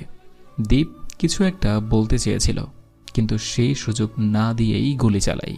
চেয়েছিলাম আদিত্যের হাত দিয়ে তোদের মারব, কিন্তু কি করো বলতো? তোদের মরণ যে এত তাড়াতাড়ি এসে গেল, আদিত্যকে আসতেই দিল না। কথাটা বলে চালিয়ে দিলাম অজয়ের বুকে গুলি। এখানেই শেষ করে দিলাম। সেদিনকার সিন এখানেই শেষ। পরের সিনটা হলো রাতে। তার আগে চলেন ঘুরে আসি ঝুমির কাছ থেকে। এক নাগারে 1.5 ঘন্টা গাড়ি চলার পর থামল। ঝুমিদের গাড়ি থেকে নামিয়ে অন্য গাড়িতে নেওয়া হয়। সেখানে গিয়ে চোখ খোলা হয়। ঝুমি দেখে তার মতো দেখতে একটা মেয়ে সাথে রবি, রিহান, রনি ওই গাড়িতে উঠতেছে। জেরা থেকে তাদের নামিয়ে দিয়েছে এখন, কিন্তু রবি, রিহান, রনি তো তার সাথে। তাহলে ওরা কারা? এই প্রশ্নের উত্তর ঝুমির জানা না থাকলেও রবির জানা আছে। তাদের নিয়ে যাওয়া হয় ঢাকা কেন্দ্রীয় কারাগারে। এদিকে আমি আর রোহিত রাতের খাবারে বিষ মিশিয়ে দেই, যেটা গ্রহণ করার আধা ঘন্টা পর মৃত্যু হয়। তাই হয়েছে। 200 গার্ড যারা ছিল মহলে, তারা বাদে 19,800 জন গার্ডের মৃত্যু হয় ওই রাতে। আমি আর রোহিত গেলাম সেখানকার লোকদের কাছে, তাদের থেকে 5,000 মানুষকে বানিয়ে দেই গার্ড। তারপর আদিত্য আসে, তাকে ড্রিঙ্ক করিয়ে সব তথ্য জেনে নেই। যে 2 দিন রাতে আদিত্যের কাছ থেকে সব প্রমাণ পেয়ে যাই, এর পরের দিন সকালে ওমর ভাইকেই সিগন্যাল পাঠাই। তারপর যা ঘটেছে সব আপনাদের সামনেই ঘটেছে। আপনাদেরকে গত 25 দিনের ইতিহাস বলতে বলতে 25 মিনিটে দিল্লি থেকে ঢাকায় এসে বিমান ল্যান্ড করলো। তারপর ঢাকা এয়ারপোর্ট থেকে আমার হেলিকপ্টার নিয়ে সিলেটে আসলাম। হেলিকপ্টার ল্যান্ড করার পর দেখি একটা 14 তলা ভবনের ছাদে দাঁড়িয়ে আছে। এটা কোথায় নিয়ে এলি? জিজ্ঞেস করলাম। হেলিকপ্টারের চালক নাম ফাহমিদ। রনি ভাই বলছেন আপনাদেরকে নিয়ে এখানে আসতে। কিন্তু কেন?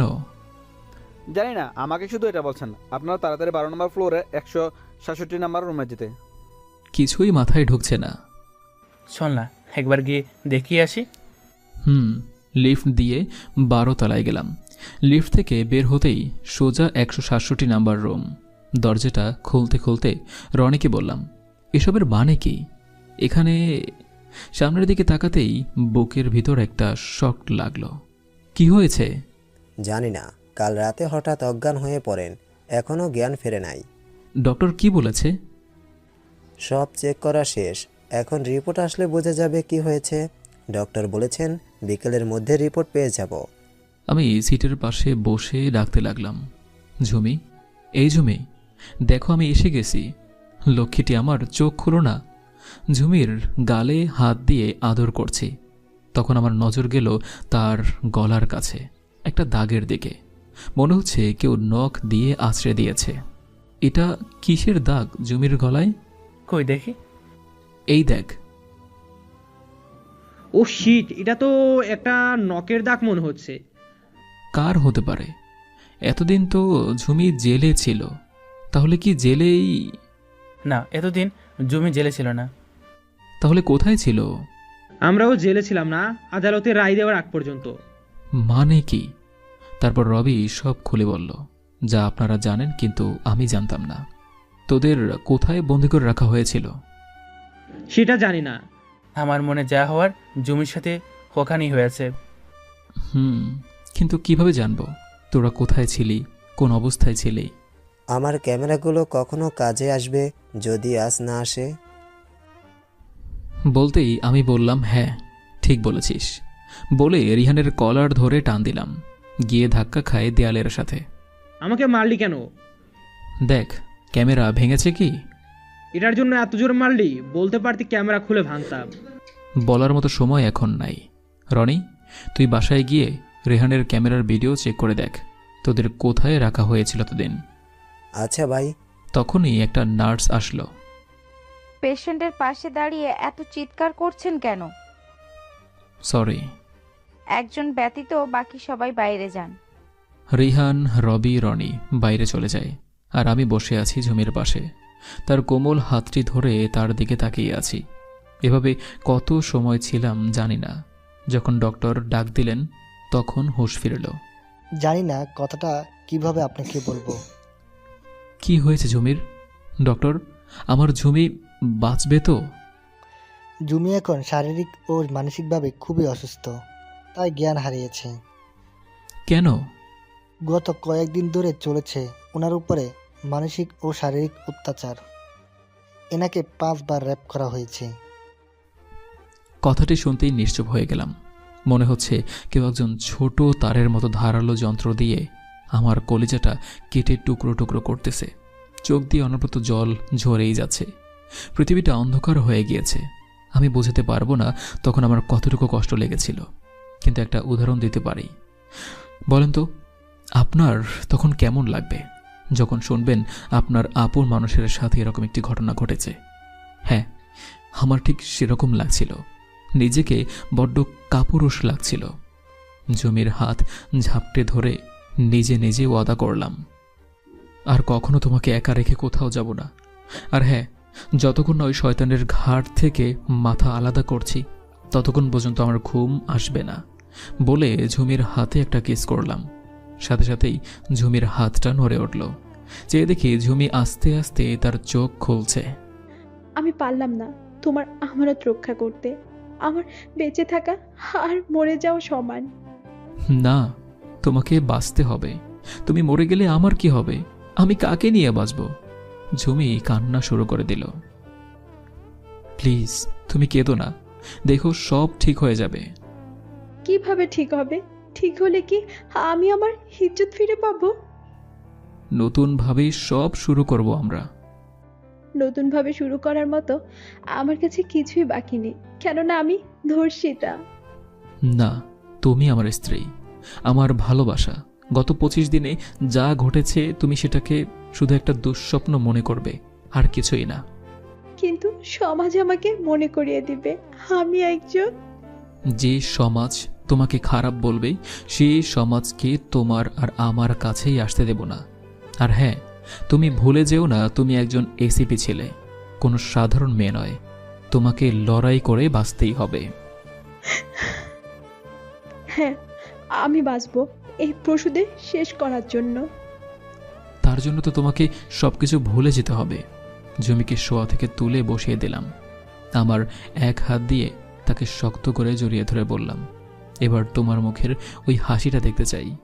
ঝুমি মুচকি একটা হাসি দিল, যার মধ্যে স্পষ্ট দেখা যাচ্ছে তার ভিতরে লুকিয়ে থাকা কষ্টগুলো। একদিনে সে পারবে না সবকিছু ভুলে যেতে। অনেক দিন সময় লাগবে এই ঘটনা ভুলে যেতে। ঝুমি আর আমি দুপুরে লাঞ্চ করে ঝুমিকে ওষুধ খাইয়ে দিয়ে গল্প করছিলাম। তখন রবি আসলো। রনি কল দিয়েছে। কি বলল? কোথায়? খুলনার বাগেরহাট ডি ব্লক ৭৬ নং বাসা।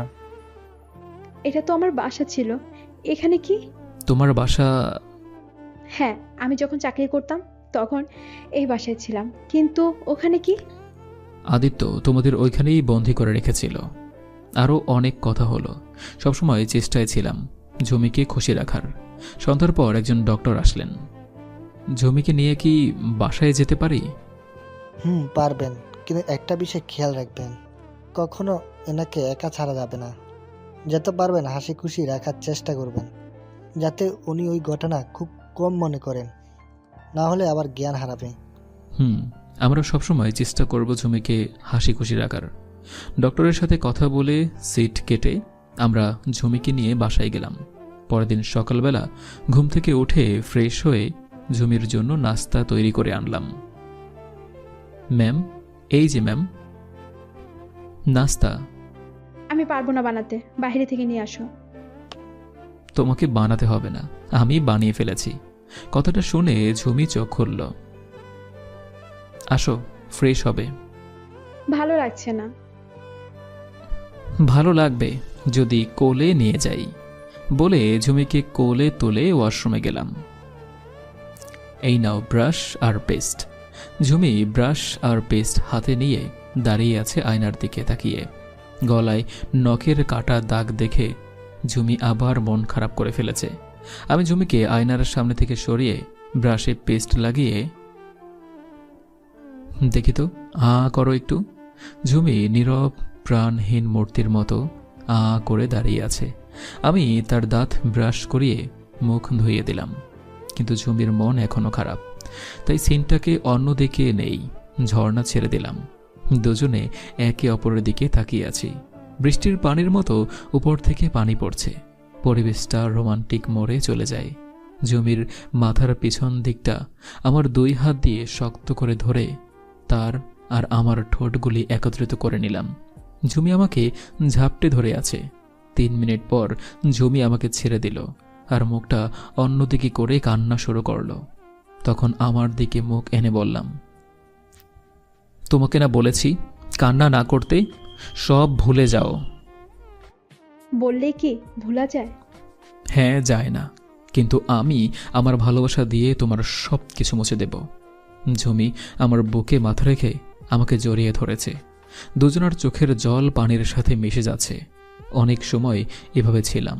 তারপর অনেক হয়েছে কান্না, এবার চলো, এদিকে নাস্তাগুলো ঠান্ডা হয়ে যাচ্ছে। তুমি যাও, আমি আসতেছি। ঝর্ণার পানি বন্ধ করে আমি কাপড় পাল্টে বের হলাম। তার কিছুক্ষণ পর ঝুমিও বের হলো। ঝুমিকে নিজের হাতে নাস্তা খাইয়ে দিলাম। তারপর তাকে শাড়ি পরিয়ে সাজিয়ে দিয়ে বললাম, চলো। কোথায়? প্রথমে কমিশনার স্যারের কাছে, পরে অন্য কোথাও বেড়াতে যাব। ওখানে না গেলে হয় না? যেতে হবে স্যারের কাছে। আদিত্যর কেস বন্ধ করে এখন নতুন একটা নিয়ে কাজ করব। ঝুমিকে এসব বলতে বলতে গাড়িতে উঠলাম দুজন। তারপর কমিশনার স্যারের কাছে গেলাম। আসসালামু আলাইকুম। ওয়ালাইকুম আসসালাম। আরে কাউসার যে, তুমি কখন আসলে দেশে? এই তো স্যার, গতকাল এসেছি। ওখানকার খবর কি? Sorry sir. মানে? আদিত্যের ধারে কাছেও যেতে পারি নাই। আপনি কেন ওনার কাছে জবাব দিবেন? ভারতের চিফ মিনিস্টারের সাথে ওনার চুক্তি হয়েছিল আদিকে জীবিত এনে দিতে। তাদের বলবেন আমি আদিত্যর মিশন সাকসেসফুল হয়নি, আমি আদিত্যকে ধরতে পারি নাই। কেন ধরতে পারো নাই? ভারতের চিফ মিনিস্টারের খুনের জন্য আমি গত 1 মাস পলায়ন ছিলাম। তাহলে তুমি এই ফুটেজগুলো কোথায় পেলে, যেখানে আদিত্যার সকল কুকর্মের কথা বলেছে? ওইটা তো স্যার ভারতের প্রতিটা নিউজেই দেখাচ্ছে, সেখান থেকে আমি পেয়েছি। আদিত্যের 2টা ভিডিও আছে, একটা মন্ত্রীর খুন সম্পর্কে, অন্যটা ঝুমিকে ফাঁসানো সম্পর্কে। এই 2টা ভিডিও থেকে প্রথম ভিডিও ভারতের প্রতিটা টিভিতে দেখা গেছে, আর দ্বিতীয়টা ভারত বাংলাদেশের কোনো টিভি নিউজে দেখা যায়নি, দেখা গিয়েছে আদালতে। এটা তুমি কোথায় পেলে? স্যার হয়তো বুঝেই গেছেন যে আমি তার থেকে কিছু লুকাচ্ছি। মুখটা মলিন হয়ে গেছে। এখন কি বলবো স্যারকে? নিশ্চুপ হয়ে দাঁড়িয়ে আছি। একটা সত্যকে লুকাতে 1000টা মিথ্যা বলতে হয়। আমি পারবো না এত মিথ্যা বলতে, আর না পারবো এখন স্যারকে সব সত্য বলতে। এখন তুমি আসতে পারো, আর হ্যাঁ, সেটা আমি খুঁজেই বের করব তুমি আদিত্যের সাথে কি করেছো না করেছো। আমি ওখানে আর কিছু না বলে বেরিয়ে আসলাম। ঝুমিকে নিয়ে একটা সুন্দর আর শান্ত পরিবেশে গেলাম। আদিত্যকে কি করেছে? তার সাথে যা করার ছিল তাই করেছি। কি করার ছিল? কুকুরের মতো মেরেছি। তাহলে স্যারকে এমন বললে কেন? আমি চাই না কেউ জানুক আদিত্য মারা গিয়েছে। জানলে কি হবে? আদিত্যের মেইন গ্রুপটাকে ধরতে পারবো না, সবাই সাবধান হয়ে যাবে। আচ্ছা, এসব কথা এখন বাদ দাও, চলো দুজনে ওই পাশে গিয়ে একটু বসি। নদীর পাশে একটা গাছের নিচে বসে আছি আমি আর ঝুমি। অনেক সময় গল্প করলাম, সারা দিন দুজনে ঘোরাঘুরি করলাম, অনেক কিছু কিনলাম। সন্ধ্যার পর আবার বাসায় ফিরলাম। সারাদিন কোথায় ছিলি? ঝুমিকে নিয়ে একটু বেড়াতে গিয়েছিলাম। তা আমরা কখনো যাব? কোথায়? বাইরে আমাদের কাজ আছে না? আগে এখানের কাজ শেষ হোক, পরে তোরা যাবি। এখানে আবার কি কাজ? অনেক কাজ আছে, পরে তোদের বলবো।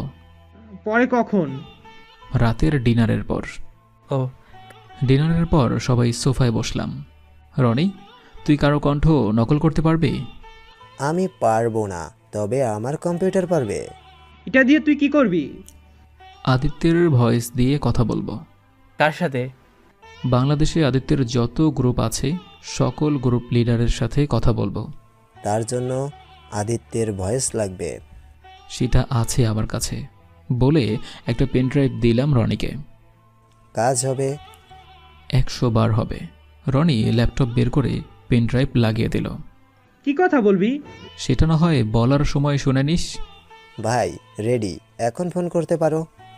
আমি গিয়ে আমার রুম থেকে আদিত্যের ফোনটা নিয়ে আসলাম। এই নে, ফোনটা কানেক্ট কর। হয়ে গেছে। আমি কল দিলাম। হ্যালো ভাই, কেমন আছেন? কাল বিকেল 5টায় আমার সকল বিজনেস ইনফরমেশন নিয়ে ঢাকা রেদওয়ান 5 স্টার হোটেলে আসো। ওকে ভাই। এভাবে আরও 19 জনকে কল দিয়ে আসতে বললাম। ঢাকায় গিয়ে কি করবি? টুস টুস টুস সব শালাকে একত্রিত করে মারব। তারপর আদিত্যের সকল 2 নম্বরে বিজনেস তালা দেব। ব্যাস এত সহজভাবে ভিলেন সব শেষ হয়ে গেলে তোদের গল্পের 12টা বাজবে। সবাইকে না, একজন বাদে ওখানে একজন আসবে না। এই একজনকে নিয়েই আদিত্যের 20 জনের গ্রুপ। এই একজনটাকে? জামিল। সে যেভাবে ঝুমিকে কষ্ট দিয়েছে তার চেয়ে অধিক পরিমাণ কষ্ট ভোগ করতে হবে তাকে। তার মৃত্যু হবে ধামাকাভাবে, যা আজও কেউ ভাবেনি বা ভাবতেও পারবে না। আচ্ছা, অনেক রাত হয়েছে, আমি ঘুমাতে গেলাম। আমিও। রনি, তুই হোটেল রেদওয়ানে তোর নামে একটা রুম বুক কর। ওকে ভাই। তারপর আমি চলে গেলাম আমার রুমে। রুমে যেতেই কারো কান্নার আওয়াজ শুনতে পেলাম। দেখি ঝুমি খুব কান্না করতেছে, একদম ছোট বাচ্চাদের মতো।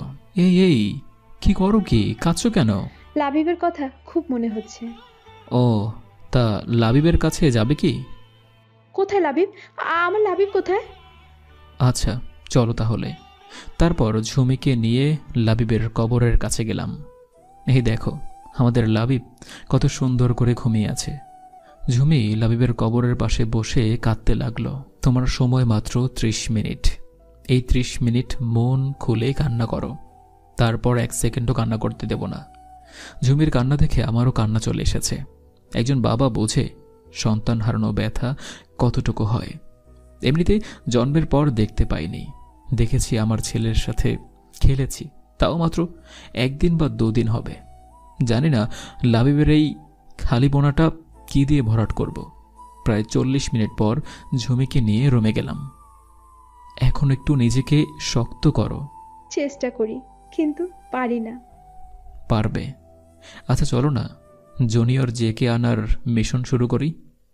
এখন তুমি চাইলে। মানা কে করেছে? ব্যাস, আপনারা এদিকে আর না গেলে ভালো হবে। পরের দিন দুপুরে সবাই বের হলাম ঢাকার উদ্দেশ্যে হেলিকপ্টার নিয়ে। একটায় আমি আর ঝুমি, অন্যটায় রবি আর রিহান। হেলিকপ্টার ল্যান্ড করে গিয়ে হোটেল রেদওয়ানের ছাদে। তারপর সেখান থেকে রনির বুক করা রুমে গেলাম। ঝুমিকে অন্য রুমে রেখে আমরা 3 জন সেখানে বসে অপেক্ষা করতে লাগলাম। আর আমাদের ঢাকার লোকদের রুমের বাইরে রাখলাম, যাতে কেউ বন্দুক নিয়ে ভিতরে না আসতে পারে। বিকেল 5টা 10 মিনিটে সবাই হাজির হয়, সবাই সালাম করে। আমি অন্যদিকে তাকিয়ে বসে আছি। যখনই তাদের দিকে মুখ করি সবাই জেকে। আরে ভাই, আমাকে এত ফেমাস কে করলো? বুঝি না, সবাই জেনে গিয়েছে যে আমিই জেকে। কেমনে? যাই হোক, কাজের কথায় আসি। যতগুলো ফাইল নিয়ে এসেছো সবগুলো আমাকে দাও। দিব না বলে ফাইলটা ছিঁড়তে যাবে, তার আগে আমার বন্দুক চলে আসে। গুলি লাগে সোজা ডান হাতের কবজিতে। ব্যাস, এতেই কাজ হয়ে গেল। সবাই ভয়ের চোটে ফাইলগুলো আমাকে দিয়ে দেয়। এখন এরা রবি আর রিহানকে দেখিয়ে যেখানে নিয়ে যাবে সেখানেই যাবে। একটু 19-20 করলে তারা কথা বলবে না, বন্দুকের গুলি বলবে। তুই কোথায় যাবি? ঝুমিকে নিয়ে সিলেট যাব। তোরা এখানকার কাজ শেষ করে আয়। আচ্ছা। তারপর ঝুমিকে আর ওই ফাইলগুলো নিয়ে সিলেট চলে আসলাম। এদিকে রবি আর রিহান লোকগুলোকে নিয়ে সোজা আস্থানায় যায়। সেখানে সবাইকে মেরে নদীতে ফেলে দিয়ে সিলেট আসে আবার। পরের দিন দুপুরে কমিশনার স্যারের সাথে দেখা করে ফাইলগুলো দেখালাম। আপনি অনুমতি দিলে কাল সকাল থেকেই আমি কাজে লাগব। তোমাকে দেব কোন সাহসে? তুমি মিশনের ফুল রিপোর্ট এনে আমাকে দাও নাই। সরি স্যার, এবার আর এমন হবে না। স্যার কিছু সময় কি যেন একটা ভাবলেন, তারপর বললেন অল দ্য বেস্ট। তা তোমার টিমে কে কে থাকবে? রবি, রিহান, আমরা 3 জনে যথেষ্ট। স্যারের সাথে আরও একটু সময় কথা বলার পর বাসায় ফিরলাম। রেডি হয়ে নাও। কেন? মিশনে যেতে হবে আজ রাতে। কি? কাল সন্ধ্যার আগে আমি দেখতে চাই আদিত্যের সব বিজনেসে তালা লাগানো। তা প্লেন কি? আমরা হেলিকপ্টারে যাব। আর রনি, তুই আমাদের বড় কন্টেনার নিয়ে যাবি।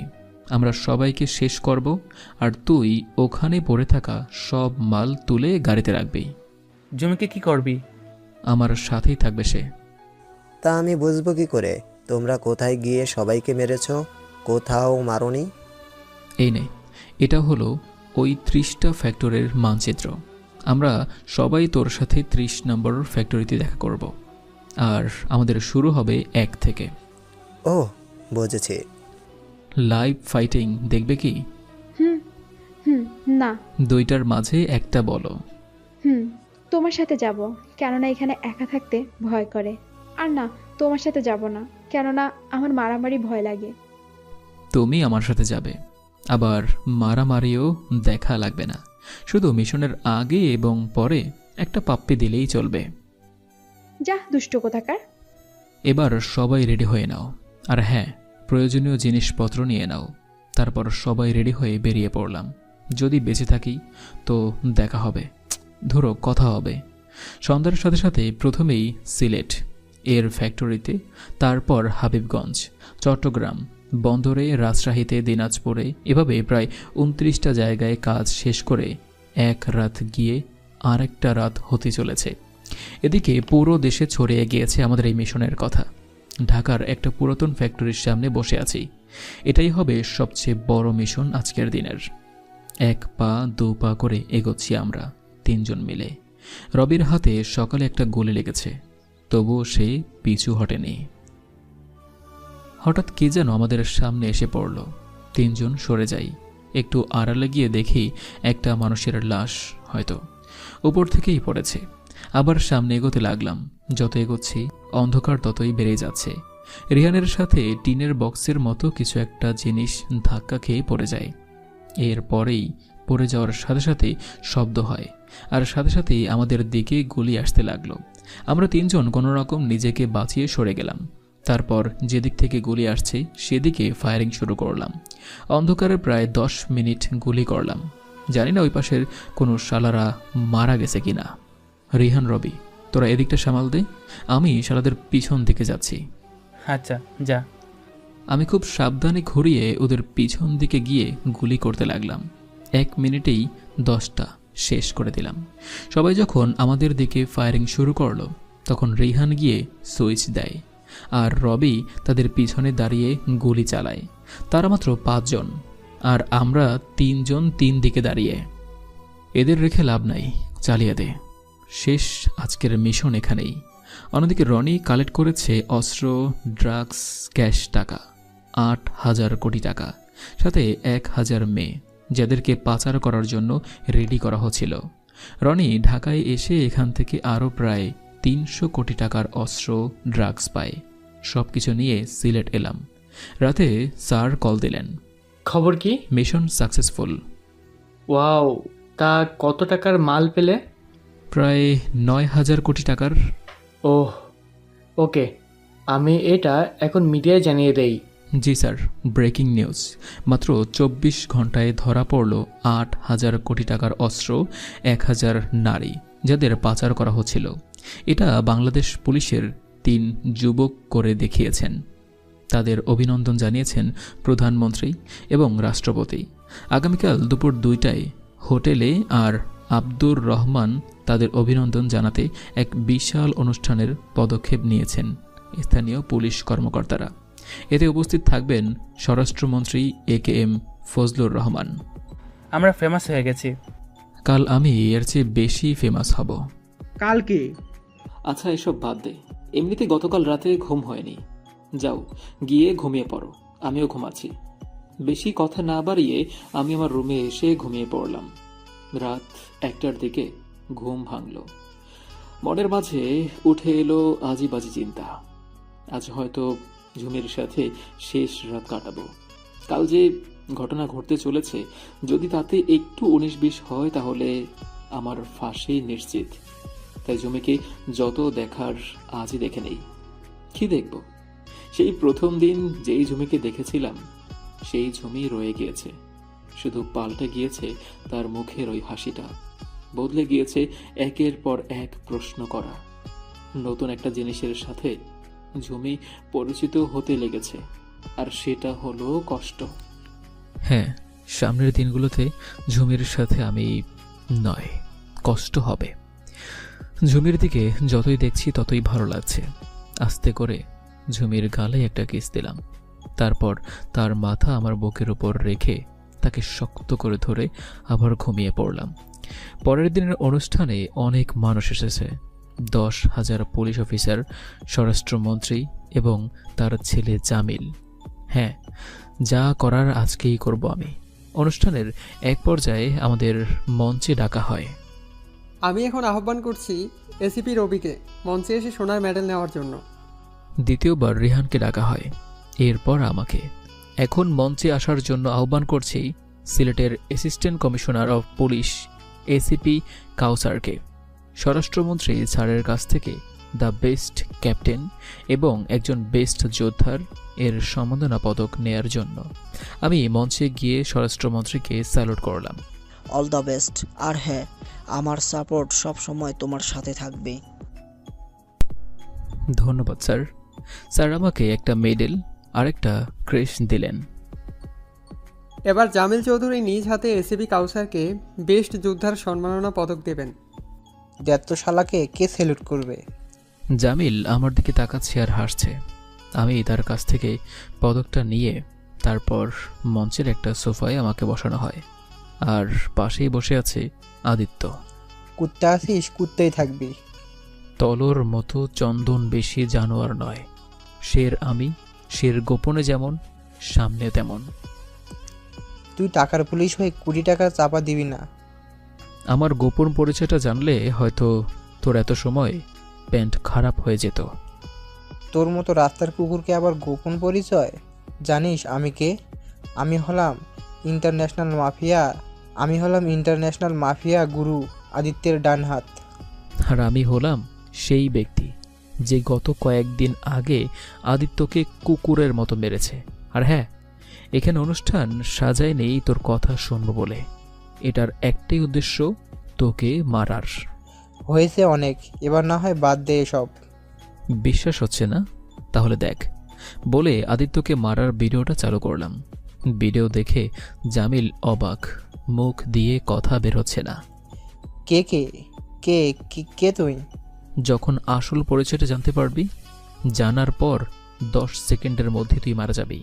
তুই অনেক বড় ভুল করেছিস আমার ঝুমির উপর নজর দিয়ে।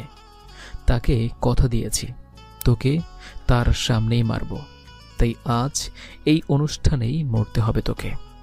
ভয়ের চোটে জামিলের মুখ লাল হয়ে গিয়েছে, মাথা দিয়ে ঘাম ছড়তেছে। আমি ফোন বের করে ঝুমিকে কল দিলাম। কি হয়েছে? এখন থেকে আমার দিকে তাকিয়ে থাকবে। আমি কখনো কোথাও গেলে আমার পিছনে আসবে। সেই সকাল থেকেই তো তাকিয়েছি তোমার দিকে। আজ যা হ্যান্ডসাম লাগছে, তোমায় যে কোনো মেয়ে দেখলেই ক্রাশ খাবে। অন্য মেয়ে খাওয়ার দরকার নেই, তুমি ক্রাশ খেলেই চলবে। এটা বলে ফোনটা কেটে দেই। ঝুমি সামনের লাইনে আমার সোজা বসে আছে। তারপর আদিত্যর ফোন বের করে জামিলের নাম্বারে টেক্সট দিলাম, তোমার খুব বিপদ, যত সম্ভব এখান থেকে বাইরে আসো, আমি পার্কিংয়ে অপেক্ষা করছি। ব্যাস, কাজ হয়ে গেল। জামিল উঠে চলে যেতে লাগলো। আমি রনিকে কল দিয়ে বললাম, হোটেলের সব ক্যামেরা অফ করো। ওকে ভাই। ঝুমিকে হাত দিয়ে ইশারা করলাম আমাকে ফলো করতে। তখন রবি কল দিল। হ্যাঁ বল। রাফি এসে গেছে সুমিকে নিয়ে। আচ্ছা, 5 মিনিটের ভিতর শালা জামিলকে খতম করে আসছে। এদিকে কোথায় যাচ্ছ?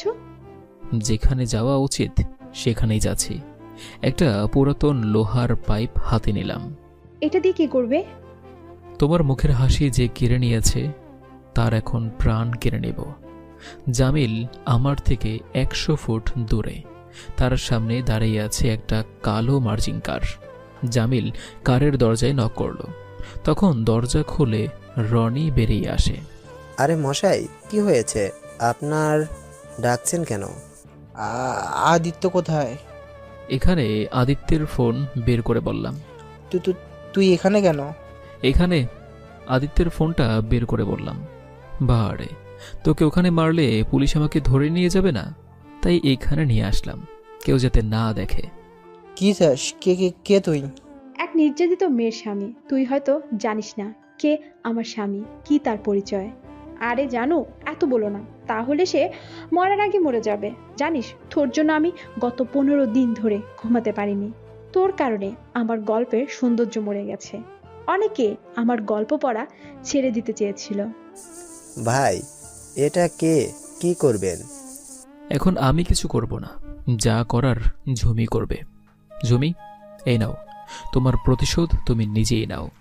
বলে ঝুমির হাতে লোহার পাইপটা দিলাম। ঝুমি নিজের শরীরের সব শক্তি দিয়ে জামিলের পায়ে বাড়ি মারল। তারপর হাতে, মাথায়, মুখে। প্রতিটা মারের সাথে ঝুমির মনে পড়ছে তার সাথে করা ঘটনাগুলো। মারতে মারতে একসময় ঝুমি হাঁপিয়ে ওঠে। আমি তার কাছ থেকে পাইপটা সরিয়ে নিয়ে বললাম, হয়েছে, আর মারতে হবে না, এখন যা করার আমিই করব। বেঁচে থাকলে তো তুমি কিছু করবে? না, বেঁচে আছে, ও তো মারা যাবে আমার নামটা শুনে। আমি জামিলার কানের কাছে গিয়ে বললাম, জানিস তুই কার সামনে আছিস? Mafia king JK. ব্যাস, কাজ তামাম। চোখগুলো বড় হয়ে এলো, বুক কাঁপতে লাগলো, মনে হয় শকড এসে গেছে। এবার মঞ্চে চলেন। এদিকে অনুষ্ঠান প্রায় শেষের দিকে।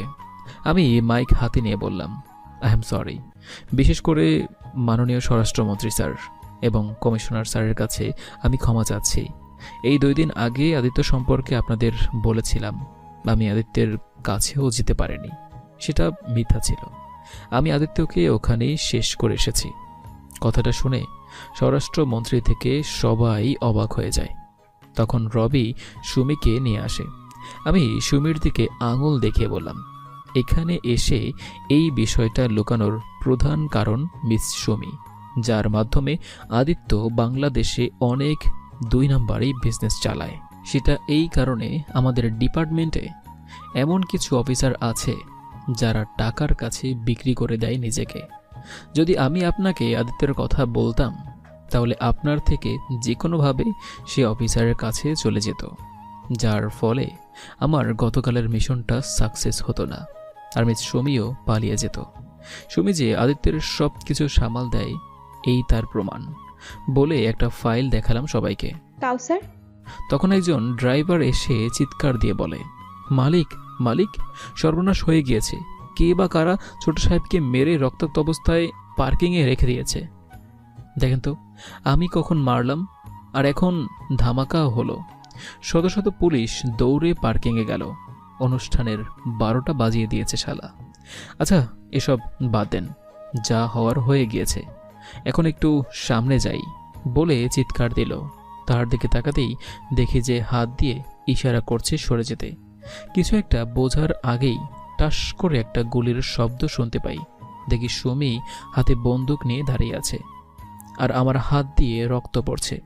সুমি আরেকবার গুলি করার আগেই আমি লাফ দিয়ে মঞ্চ থেকে নেমে যাই, আর চায়না মুভির নায়কের মতো ক্যারাটে দিয়ে তারপর সুমির হাত থেকে বন্দুকটা ফেলে দিয়ে তাকে শুট করলাম সোজা তার কপাল বরাবর।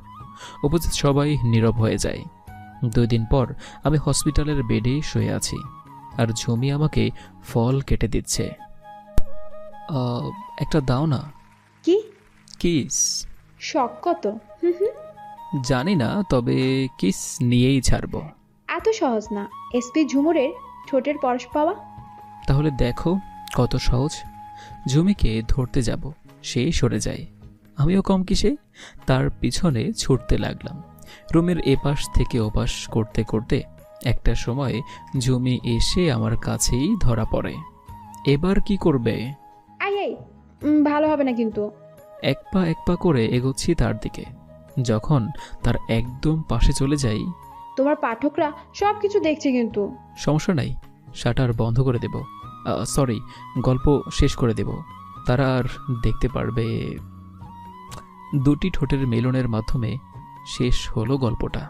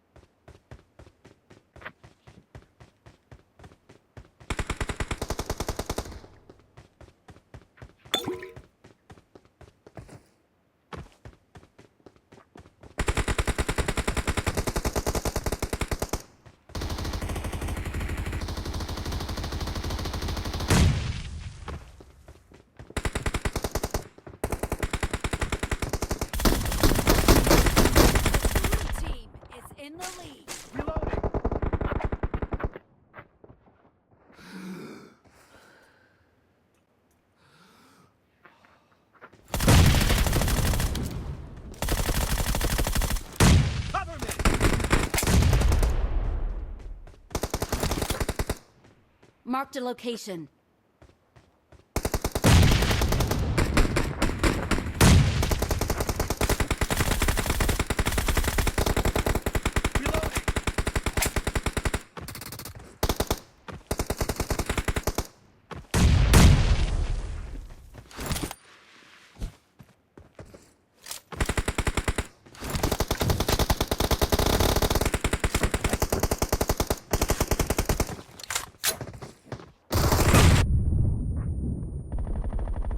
Marked a location.